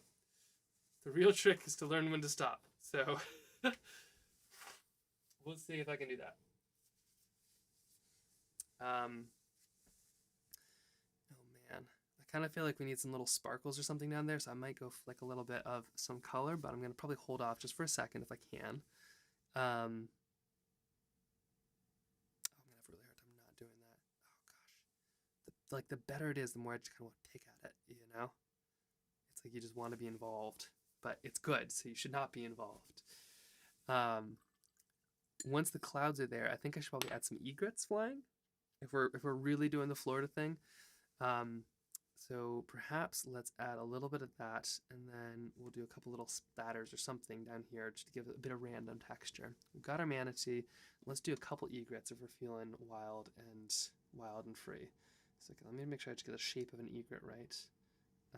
Snowy egret, snowy egret. They're going to be very small, but just flying.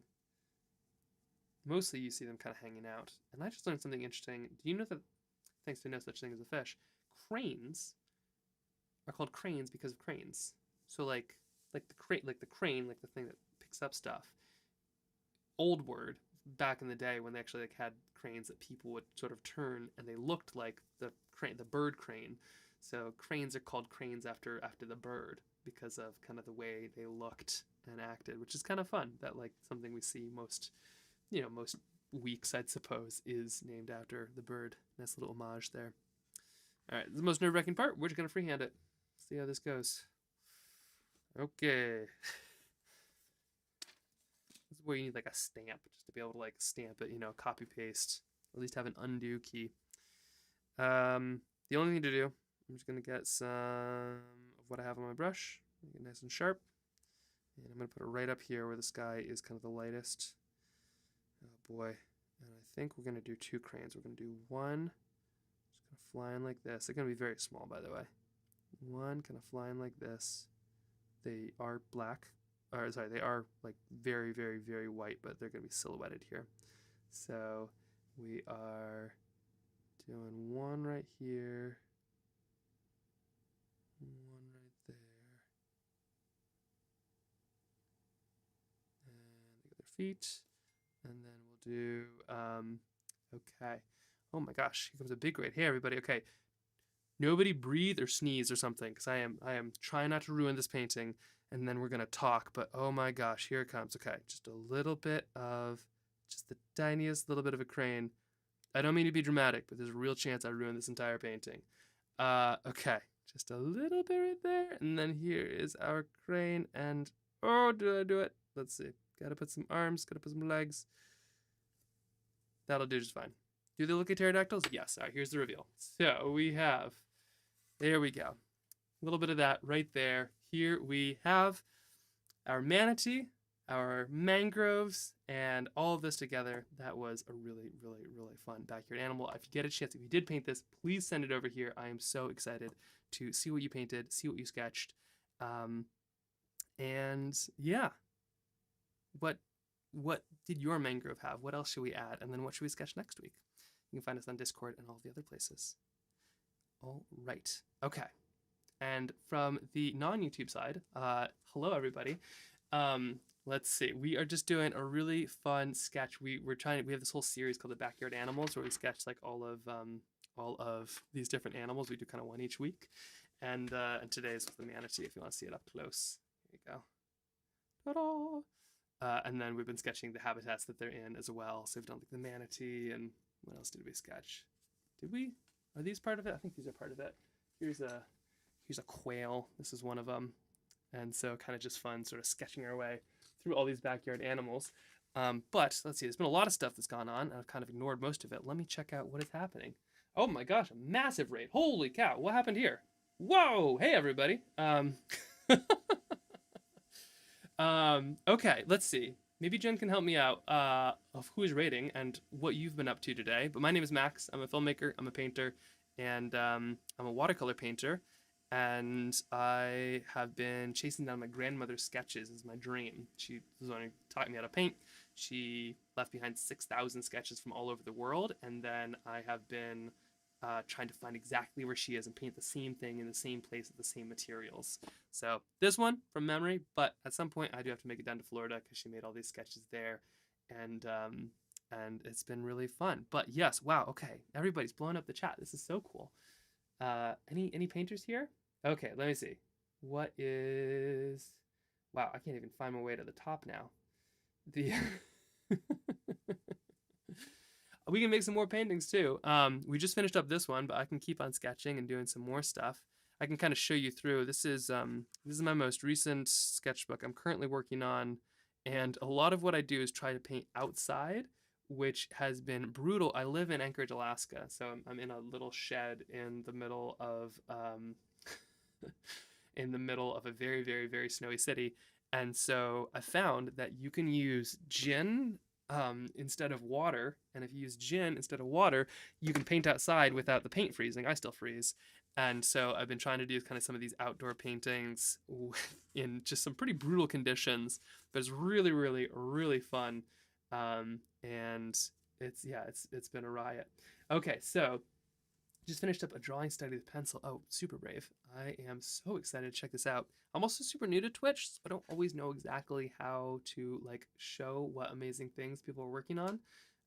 But I am so curious to be able, I'm going to be at least tracking all of this down afterwards. If anybody is on our stream, go check out, oh my gosh, how do I say this? Andri Nort. Sorry, I'm also dyslexic. Nort. Let's see. Sorry, a couple quick questions. Would you like the one card oracle reading? I tend to use these just for fun, give some guidance and perspective. Always, yes, thank you. And then let's make a quick sketch. Oh, Andrea, no art. There we go. Thank you. Let's make a quick fox. Would that be kind of fun? I was thinking we could all sketch a little fox. I haven't done one for a second, and I've been meaning to a little bit on this one, but maybe we sketch a quick little fox here once this is dry in a second. And I make no art. Let's see. Also, you caught us at a fun time because we just learned how to do emotes. We finally have a jumping fox emote. But in fact, she does make art. Yes, which has been a riot. We're so new to Twitch. We're learning how all this works. Let's see. I'm gonna see if I can just like pseudo dry this here so we can actually kind of make a sketch together.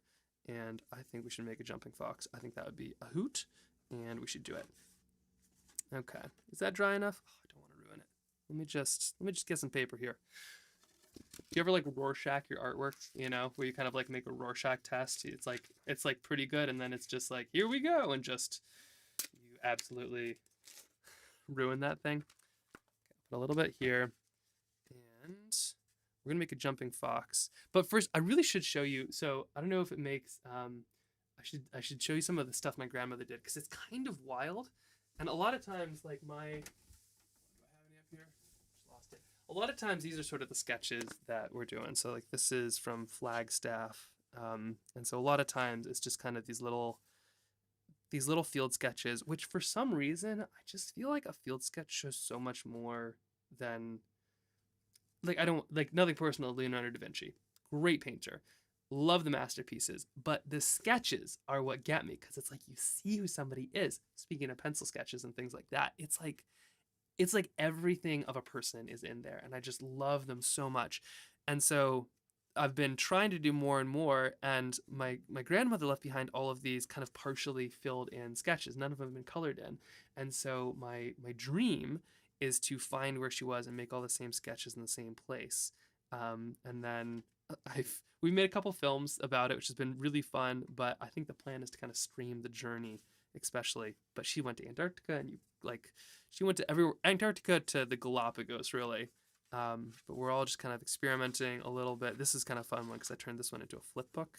Let's see, maybe you can see it here. Maybe I can do it, maybe I can't. But like if you take this sketch and you go, there we go, just driving through the landscape. Can you see that? Kind of fun. We'll see. I'm not a great animator, but I love the little things. But I can kind of show you just a little bit. Like this is let me go grab a few of them. This has been kind of a long time coming, but it's like the scale has just been so wild now that we actually found a few. This is, let's see, can I find a couple of these? Nope, that's Alaska. Okay, so for instance, like these, here's a couple of here's a, ooh, did I get my fortune? Okay. Ooh, okay. I'm gonna be taking this. I have a screenshot of it now. I'm gonna be looking at that for more meaning here shortly. So these are a couple of her sketches from like the 1990s, and she died about 10 years ago. And it's kind of rough because like she had really bad dementia or Alzheimer's. I can't remember the difference between the two of them, which doesn't bode well for me. But like her last couple of years, she would forget a lot of these things, and I wish I could have asked her all these questions. But in her sketches, well, I mean, it's such a loss, but it's also amazing because I kind of got this second chance, to be honest, because she like gave me this language, and these are her field sketches. Unbelievable painter. And in her sketches, I can like see what she was thinking because unlike a photo where it just captures everything, every single line, every single leaf is based on something.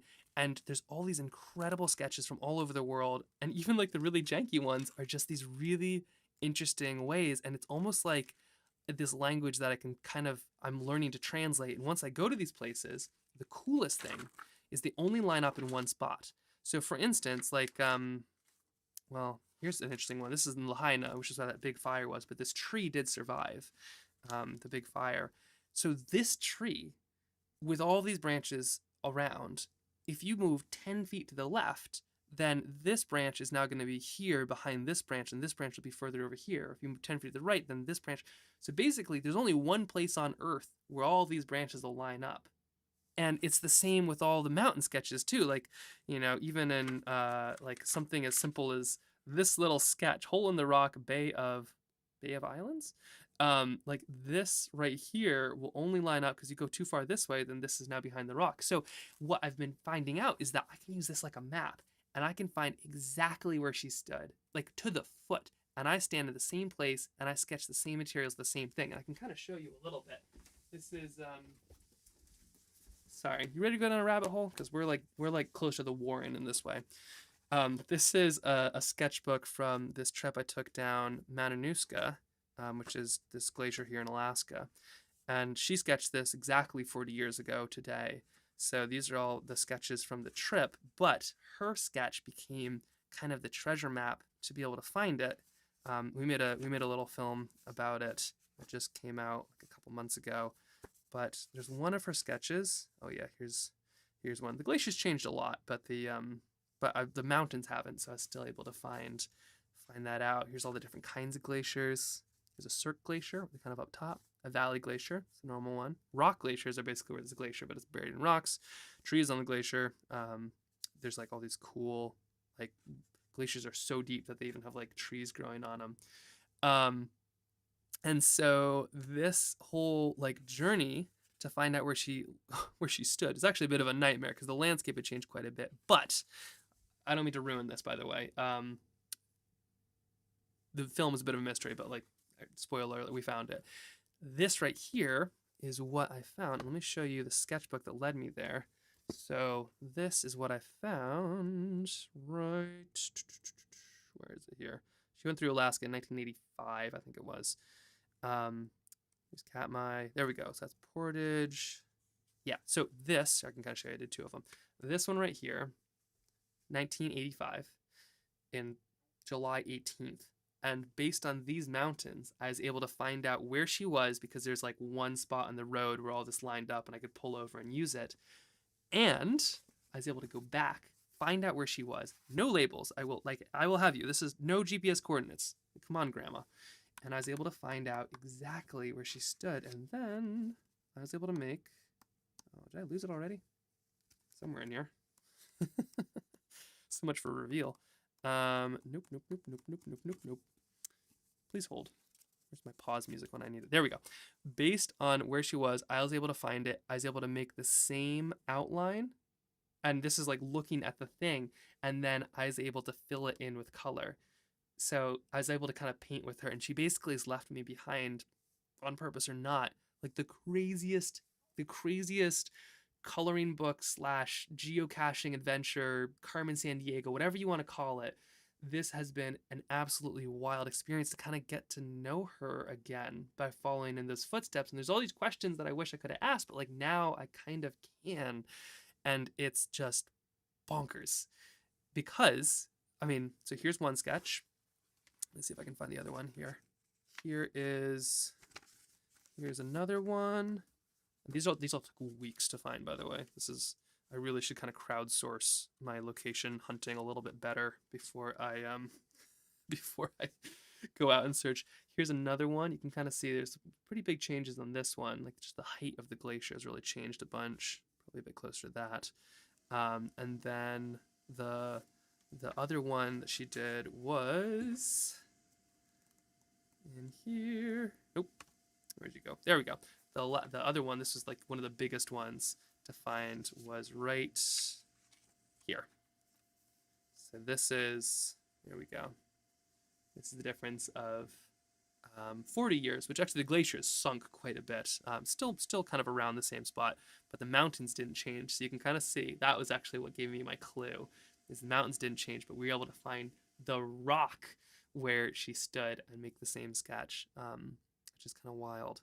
And just checking through the chat, yeah, it sounds like there's a lot of people who have gone through kind of similar things. I'm very, yeah, my heart goes out to you. It's tough, isn't it? Like having somebody kind of lose a little bit of who they are, and especially when a bit of who they are is who you are. Like I remember when she like didn't recognize me, which is rough as a, like a 11-year-old or whatever I was, and that is kind of like I am literally your grandchild, and I think it kind of freaks me out a little bit sometimes. Of like, what if I go the same route? Because I've had two grandparents now who have both had that. It's like the odds aren't good, but also like the only thing worse than forgetting a place is never knowing it in the first place. So my goal is to use like these sketchbooks, which are all over the world, and really use them to try to find all of these spots and have those adventures, so that it is a shame if you forget them. Like the only thing worse than forgetting adventures would be not having any to forget. So I'm really excited to be able to do this and then be able to take people along. And then hopefully, the reason I go on this big monologue here is because, if you're watching pencil sketches, if you're making pencil sketches, these are not the fanciest things on earth. These are like some really simple, quick, easy sketches. But, this is going to be the adventure of a lifetime for me. And sometimes you need to find the thing to have the adventure of a lifetime, but sometimes your sketches or your little doodles or your little drawings for somebody else generations down the road might actually be the thing that leads them on the craziest adventure, whether it's like, a niece or a nephew or somebody who you send letters to, or whatever it is. It can just be like some of the most amazing kind of connections out there, and it's just like these tiny little doodles, and they're going to lead me all over the world. They already kind of have. We actually traveled to go find some of these in France as well. I could show you some of those if you want, but it's it's the journey, not the actual destination. And the coolest thing is to actually find these things. It takes usually a lot of help. So you get to you meet a lot of really interesting people because you'll be like, what is this? 1985, Owen's Garden, nest row, no weeds. August is the time for growing and maturing. I have no idea where this is or who this was, but guaranteed there's somebody out there that if I was to show this to them, they'd know exactly where this was and be able to help me with them. And that's kind of what's so special about this is it's like not a puzzle that I can do by myself. Yeah, it'll be a fun one. We'll see. Yeah, I also wasn't alive back then, which is kind of fun that I can find a lot of these. So these are just a couple of there's some really interesting ones I can kind of show you. Like this is Alaska is about, well, it's where I live, so a little biased. I think it's pretty cool. But there's some really crazy spots. Yeah, it's so true. Art is so a universal language. As a dyslexic too, I think that like really resonated with me because it was like sorry, it's share a clock in like middle school and everything. It's just like the essays, I dread them, and then the group projects were terrible, and then it was like I can help out with the illustrations, and then the 5-page essay would have 3 pages of illustrations, and that was kind of my coping mechanism. But it's true. It's like these little sketches actually are a great way of talking to people, and you don't even need to know English or even speak the same language. You can just show it to somebody and they get it, or in my case they become a bit of a time machine, which is especially wild. Yeah, some of these will be really interesting too. Like I feel like a lot of these places haven't changed much, and I can't wait. At some point the plan is to stream this, so we just got a bunch of technology, so we've got the technology to be able to basically stream anything from anywhere. And so the plan is to, instead of like capture all of this and do multiple takes and make some big fancy film and try to sell it to Disney and hopefully Disney shares it, is we're just going to stream it straight. So we're going to make fun sketches, we're going to have a ton of fun, and then every once in a while we're just going to go try to track down a whole sketchbook and have the adventure and see if we can find where it is. But she left behind 6,000 sketches. Oh, bye, Andrea. Hope you have a good one, and thanks so much for the raid, by the way, everybody. Got us right at the end of the manatees, but it makes me so happy that there's more people out there making artwork and sharing artwork, because it can absolutely change the whole. I don't know. I think it can change the world, and just knowing that there's more artists doing good stuff, it just makes me so happy. But yeah, this is gonna be really fun. Still trying to figure out what the next one should be. Some interesting stuff in Australia, it looks like. Bay of Islands looks kind of curious. We'll see. A bunch in Utah. Antarctica. I mean, she went everywhere. Museum Vamps. National Maritime Museum. Interesting there. Oh, Sydney Aquarium. Duckbill platypuses. Yeah, it'll be interesting. So that's what I'll be doing for the next 250 years. What should we do in the next 10 minutes? Any strong opinions? Our community on Twitch is so amazing. Snoop around. Oh, I'm so glad. Yeah, and I can't wait to follow back and see all the cool stuff you're up to. And if anybody, if you ever end up in Alaska and need somewhere to sketch, I know a guy. But what should we sketch now? You went to the Maritime Museum? Oh, in Norway. Oh, no kidding. Wow, it's a small world. These are some of the cool ones too. We'll flip through a couple of these here. She would do a lot of these. Like, she's an amazing quilter. These are like all these little lines are kind of from her quilting, but she really didn't start field sketching until she was like 38, I think. And even then, they were still pretty rudimentary for a while. So there's definitely hope. I sometimes feel like I should have started earlier, but the beauty of art is, it's like you've got time. Also, bye Jen, and bye Andrea. But I think what's so cool is you don't need that much information to find a lot of these. This is like cactus and lava somewhere near Stromboli, which I believe is an Italian island. Am I right? I think it's an Italian island. Yep, small village on the other side of Stromboli. All right, so I know kind of what was before, and I know what was after. And then theoretically, I should be able to find exactly where this spot was and make the same sketch in the same place.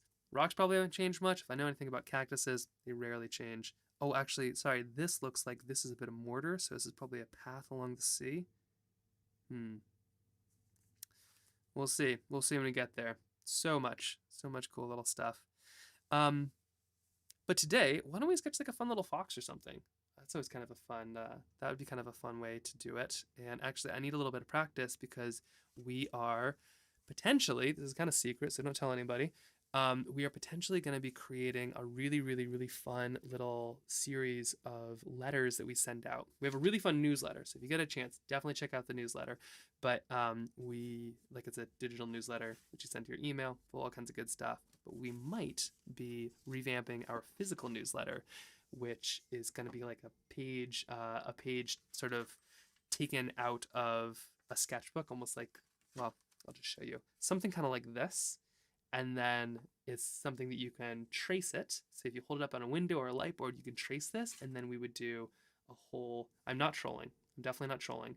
Oh, wait. I've been to that spot. Oh, wait, hold on. What? You've been to that spot? Oh my gosh. I think I got rid of the cactuses.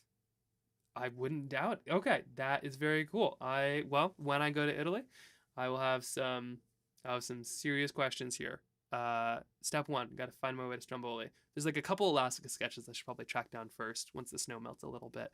But yeah, our hope is to like basically be able to take a page like this and then you get it in the mail and then you can trace it and then we'll have a live stream where you could like sketch all of it along as well. Oh my gosh, you went to Stromboli as a kid? I am so curious. I have so many questions.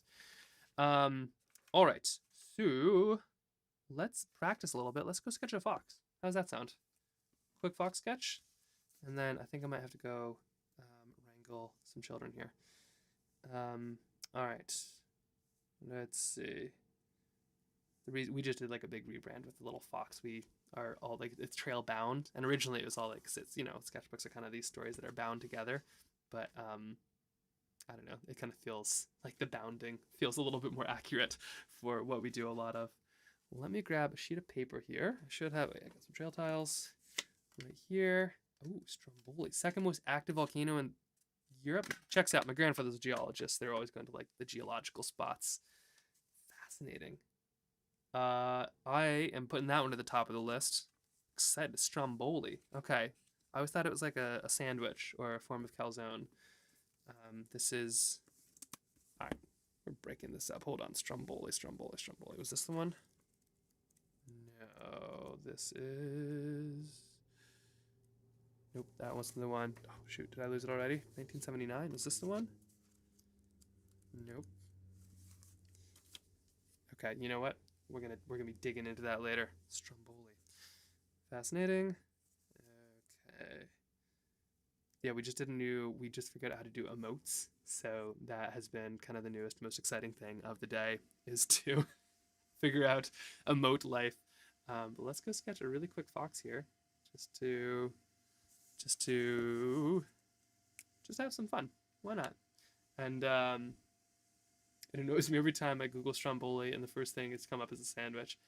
I agree with you, especially because I think landscapes and these places that are named after are so important, and like recognition can kind of save them. If I had to be named after anything, or if I had to be remembered for anything, if I had a sandwich named after me, I have done well. I don't even know what the max sandwich would be. Trailbound sandwich. Probably just be like a bunch of stuff and then like a sheet of paper. But let's see. Okay, so I'm gonna sketch a quick little fox here, just because I love to show how easy this is. So we're just gonna do a little ear, just to start, and we're gonna scoot around. Maybe I'll add the face here first. We have red foxes in Alaska. We also have Arctic foxes, but something about the red fox that just resonates. Arctic foxes are really cool, very skittish, they're very hard to see because they usually see you first and they're just gone. But I do love an Arctic fox. I also love a good red fox. So we're just gonna do a little sketch right there. Just gonna scoot around, and if you're ever looking for kind of a fun thing to sketch, if you're in the art doldrums, try a fox. They are so fluffy. They're so active, and it's just, sometimes you just need a fun little sketch to kind of get out of the art doldrums. and get back into it. I also just recently learned where the term doldrums come from. It's back in the day when you were sailing across the world, the equator had these like very no wind zones, and so a doldrum is like basically a period of no wind. I think it might be a region too, but if you're a sailing ship, you basically just be stuck and kind of lose your mind, from what I understand. So sometimes it gets stuck in the doldrums, and sometimes the creative winds pick up. But if they don't, you can always draw a fox. There we go. A little bit of this patty paws kind of going up. Probably could have made a little bit more of a face. Yeah, there's still a chance. Let's do just a little bit more of a face. There we go. And so this is the little fox. Let's see, let's add a little bit of cross hatching, just kind of just an initial little bit right there. And we're just gonna kind of add a little bit over here. There we are. Maybe I'll fix those feet. I often sketch with pen, but there's nothing wrong about doing pencil first, and there's also nothing wrong about having a bunch of lines and some real sketchy lines with pen. Oh my gosh, it's kind of a fat bottom fox, which is a species type. All right, there we go. A little bit of our fat bottom fox. And let's see, get this nice dark legs. There we go. All right, this feels. Actually, you know what? That works. That works. Okay, so we got a little bit there. Oh my gosh, you're sharing so much interesting stuff about this Romey. I am so curious now. I'm going to be looking up a lot of this. Here's a few of the other ones we did. Step one with our fox, we're going to just add just a little bit of. So put this right here. Let's just add a touch of some white on the edge. But there is, like, the beauty of watercolor is all the white is still on the page. So all we need to do is add a bit of whatever is in shadow. And that's going to be right here. A little bit of some shadow. And same with the tail. Just a little something. You don't need too much. A bit of water will kind of move that around. And with fur, the trick is the more you add, the more it becomes kind of fluffy. Like a fluffy animal is a kind of loosey-goosey animal. So the trick with watercolors, you don't want to add too much hard lines or harshness. You just kind of want to add a lot of fur and sort of fluffiness if you can. So there we go. Really quick, a little bit right there. Now, while it's still wet, we're going to come in with some yellow or some orange. I usually start with yellow and then add a bit of orange on top. Just to kind of give it a go. So here's a little bit of yellow on top. Try not to connect too much to those kind of blue lines that I added already to kind of give a bit of structure. And we're just drawing the thumbnail at this point. We're doing the logo. So here's a little bit of that there. And then of course it has legs. So we got a little bit of that in the legs. And it's a very yellow fox, but all you do is you add just a touch of some orange, something like this. There we go. And the reason I add that yellow first is I'm kind of trying to mix them because it's going to give me more complex tones, more complex shapes, more complex colors. Okay, a little bit here, a little bit there. And then at some point on the tail it kind of ends, but that's where the fluffiness is, right? It just kind of stops. But because it's all still wet on wet, we're kind of moving along and it looks great. Okay, something like that. Foxes, they're called red foxes, not orange foxes, so you could also add just like a touch of red if you're feeling it, especially in the spots that might be like a little bit darker or something.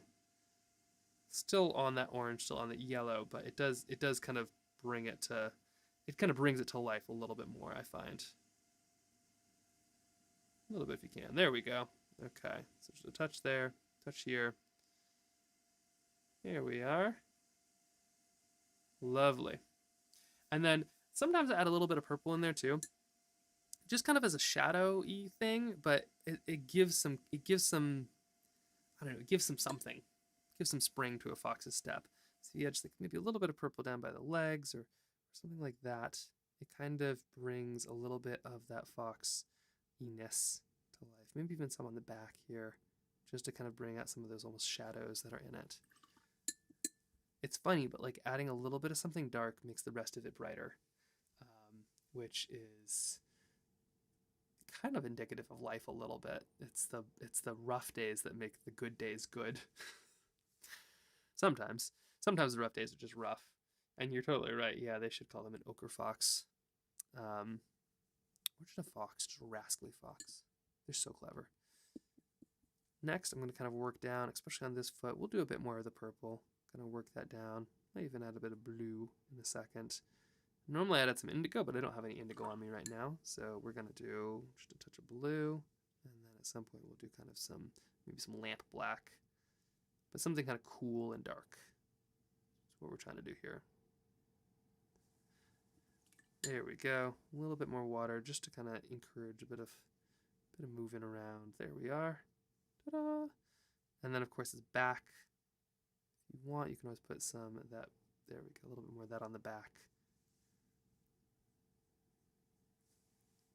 Okay, that's coming along just fine. Okay, a little bit of that here, a little bit of that here, and then maybe even just like a touch of, whoops, maybe just a touch of that lamp black. Now this is where watercolor kind of gets exciting, because whatever your darkest color is kind of where your eye is going to be drawn to. So we just need a little bit here, just a touch. Do foxes have black tips on their tail? I feel like I should know this. I think it's just white. Hold on, just gotta check. Anatomically correct foxes are key right here, so we gotta make. Okay, it looks like they don't have black tips on their tail. I think that. Well, okay. Just put a little bit of maybe that down here. There we go. I could have sworn they had a black tip on their tail, but I think it's actually they have a red tip on their tail, or a white tip on their tail. I might have been painting foxes wrong this entire time. Don't mean to alarm anybody. Okay, so we have this. And while we're waiting for this to dry, the next step is going to be adding just a little bit of a shadow, just a little cast shadow, a little bit of blue or black or something like that, something darker. And then the closer, if you put it here, your fox didn't jump very high. I'm going to make my fox jump way high. So we're going to do a little bit of this. This is in honor of learning emotes.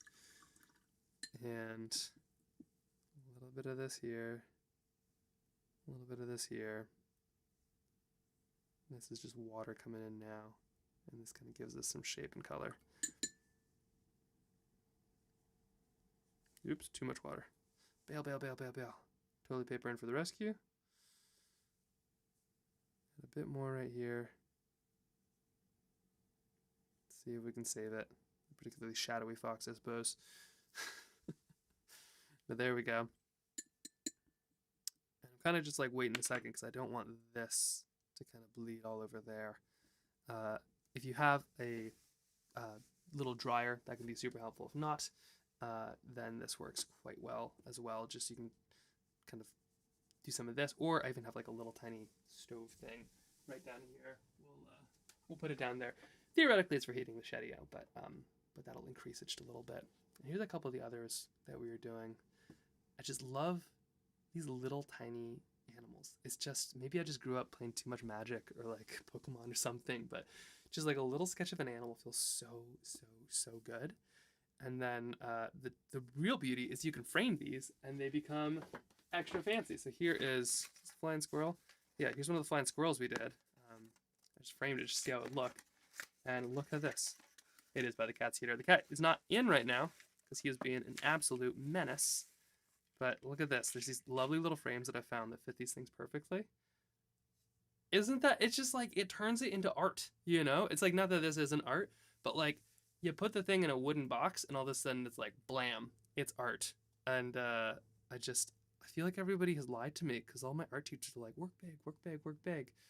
And it's just like, no, work small. You can make art so, like, it gets so cute so fast. So that's been the revelation of the revelation of the month. Not the month, I don't know, I figured that out like a year ago and I haven't been able to go back.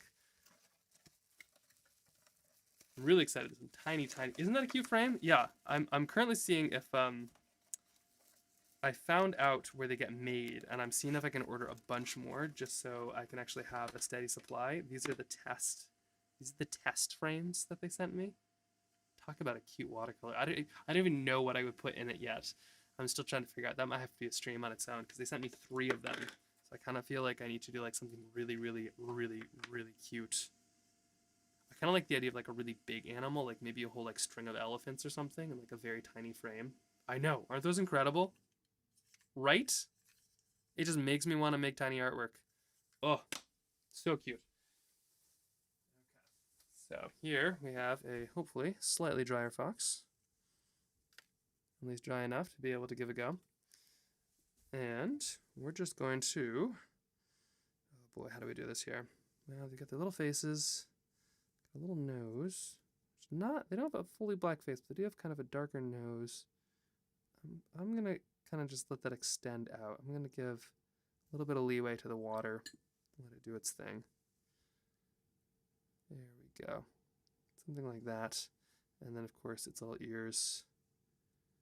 Although before I do that, I think I'm actually gonna have to do this paw. We'll do a little bit right here.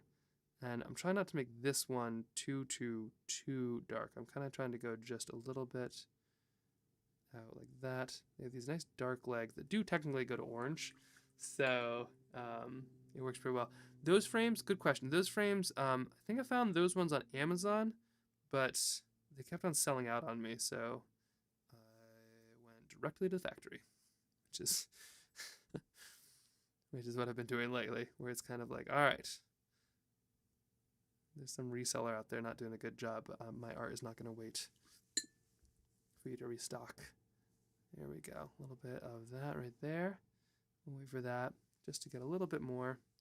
And same with this ear right there. Let's get this first ear done. There we go. A little bit of that nice black, but not too dark because the one behind it will be there as well. And just a little bit right there. Oh, I love it. This is coming out. This is a super fun one. Yeah, right? Looks like, oh, top-down view of a beetle from those tiny frames. That I could totally see. Yes, yes. And now I kind of need, once these legs are just a little bit drier, and that ear is just a little bit drier, then it's time to add those last little tiny pieces. I might even just toss this just to kind of get it way good, way quick. Just to scoot over there. And I'm just going to quickly see how we're doing on this side. I am gonna have to run here in just a second. So we're about to finish up our fox, but if anybody has any strong opinions on where we should raid, I am taking feedback. This has been a very fun stream, but I can't wait. Tomorrow the plan is to do one outside. So I've got all the gear. I think it's supposed to be cold. I think it was supposed to be like 10 degrees or something like that, Fahrenheit. So we'll see. We'll see how long I last, but it'll be a fun one. So if you get a chance, I'll be doing that 9 o'clock-ish Alaska time. So the old paint with some gin, and we'll see which freezes first, my fingers or that. But yeah, the live one will be fun. I think I'm gonna try to kind of find a spot, sit down, really see if I can kind of sit and make a fun painting. So I'll be giving that a go, and we can see what happens there. But yeah, any thoughts on some interesting spot to raid here while I finish up this fox? Should be mostly done. I feel like I'm baking down to check something in an oven. Let's show you some details here. So here is a little bit of, there we go, just adding that last little bit of that ear. The ones behind are always going to be a little bit darker, same with the sides. So it doesn't take much, but now we're coming in with that lamp black or indigo or whatever is the kind of darkest thing you have on your palette right there. Maybe even leaving to a little bit of an edge so you can kind of see the differentiation. And then we're just going to scoot around like this. There we go. All right. How about that? What do you think about our ochre fox? Oh, right, the nose. Hold on, we gotta get the nose here. Okay, here's the nose, just like that. There we go. Let's have a really fun little fox as we have finally figured out how to learn sorry, not we, Jen, the real wizard behind Trailbound Sketches, figured out how to do emotes. So just a fun little fox. And then it was so fun to be able to share a little bit more about some of my grandma's sketches. I just love being able to look through those. And this is sort of the plan for the next, I don't know, there's still 5,989 to find. So we've got a little bit of time, but can't wait to eventually do this live. And until then, keep on sketching some backyard animals, maybe some really fun kind of paint alongs, maybe some fun interview kind of things. And then tomorrow, very cold, very outdoors sketch at 9 o'clock Alaska time. So thanks everybody for the stream on everything and the encouragement. Can't wait to see the manatees. If you are on our Discord, amazing. If you're not on our Discord, if you sign up for our newsletter, the Trailbound Sketches one on our website, the link gets sent to you just to keep bots out and stuff like that. But then it's just so fun to be able to see all this all over the place. It's really, really cool stuff. Okay, I am going to go run inside here. So let's see. There were some suggestions. Pinion Paint, great artist streaming now. She uses gouache. Oh, let's do it. That sounds great. Let's go check out Pinion Paint, a gouache user. And thanks again, everybody, for tuning in. Let me see if I can figure this out here. So it is raid slash. Nope, slash raid. Let me see. Raid. Yes. P-I. Oh, no, did I get it right? Okay, raid slash raid. P-I. Nope. Sorry, did you want to see another painter? What you're going to see is me learning how to type. P-I-N-I-O-N-P-A-I-N-T. Here goes nothing. Oh no, here goes something. Here goes very much something. All right. And we're off. All right. Well, I might see everybody tomorrow, but if not, have an amazing week and keep on sketching.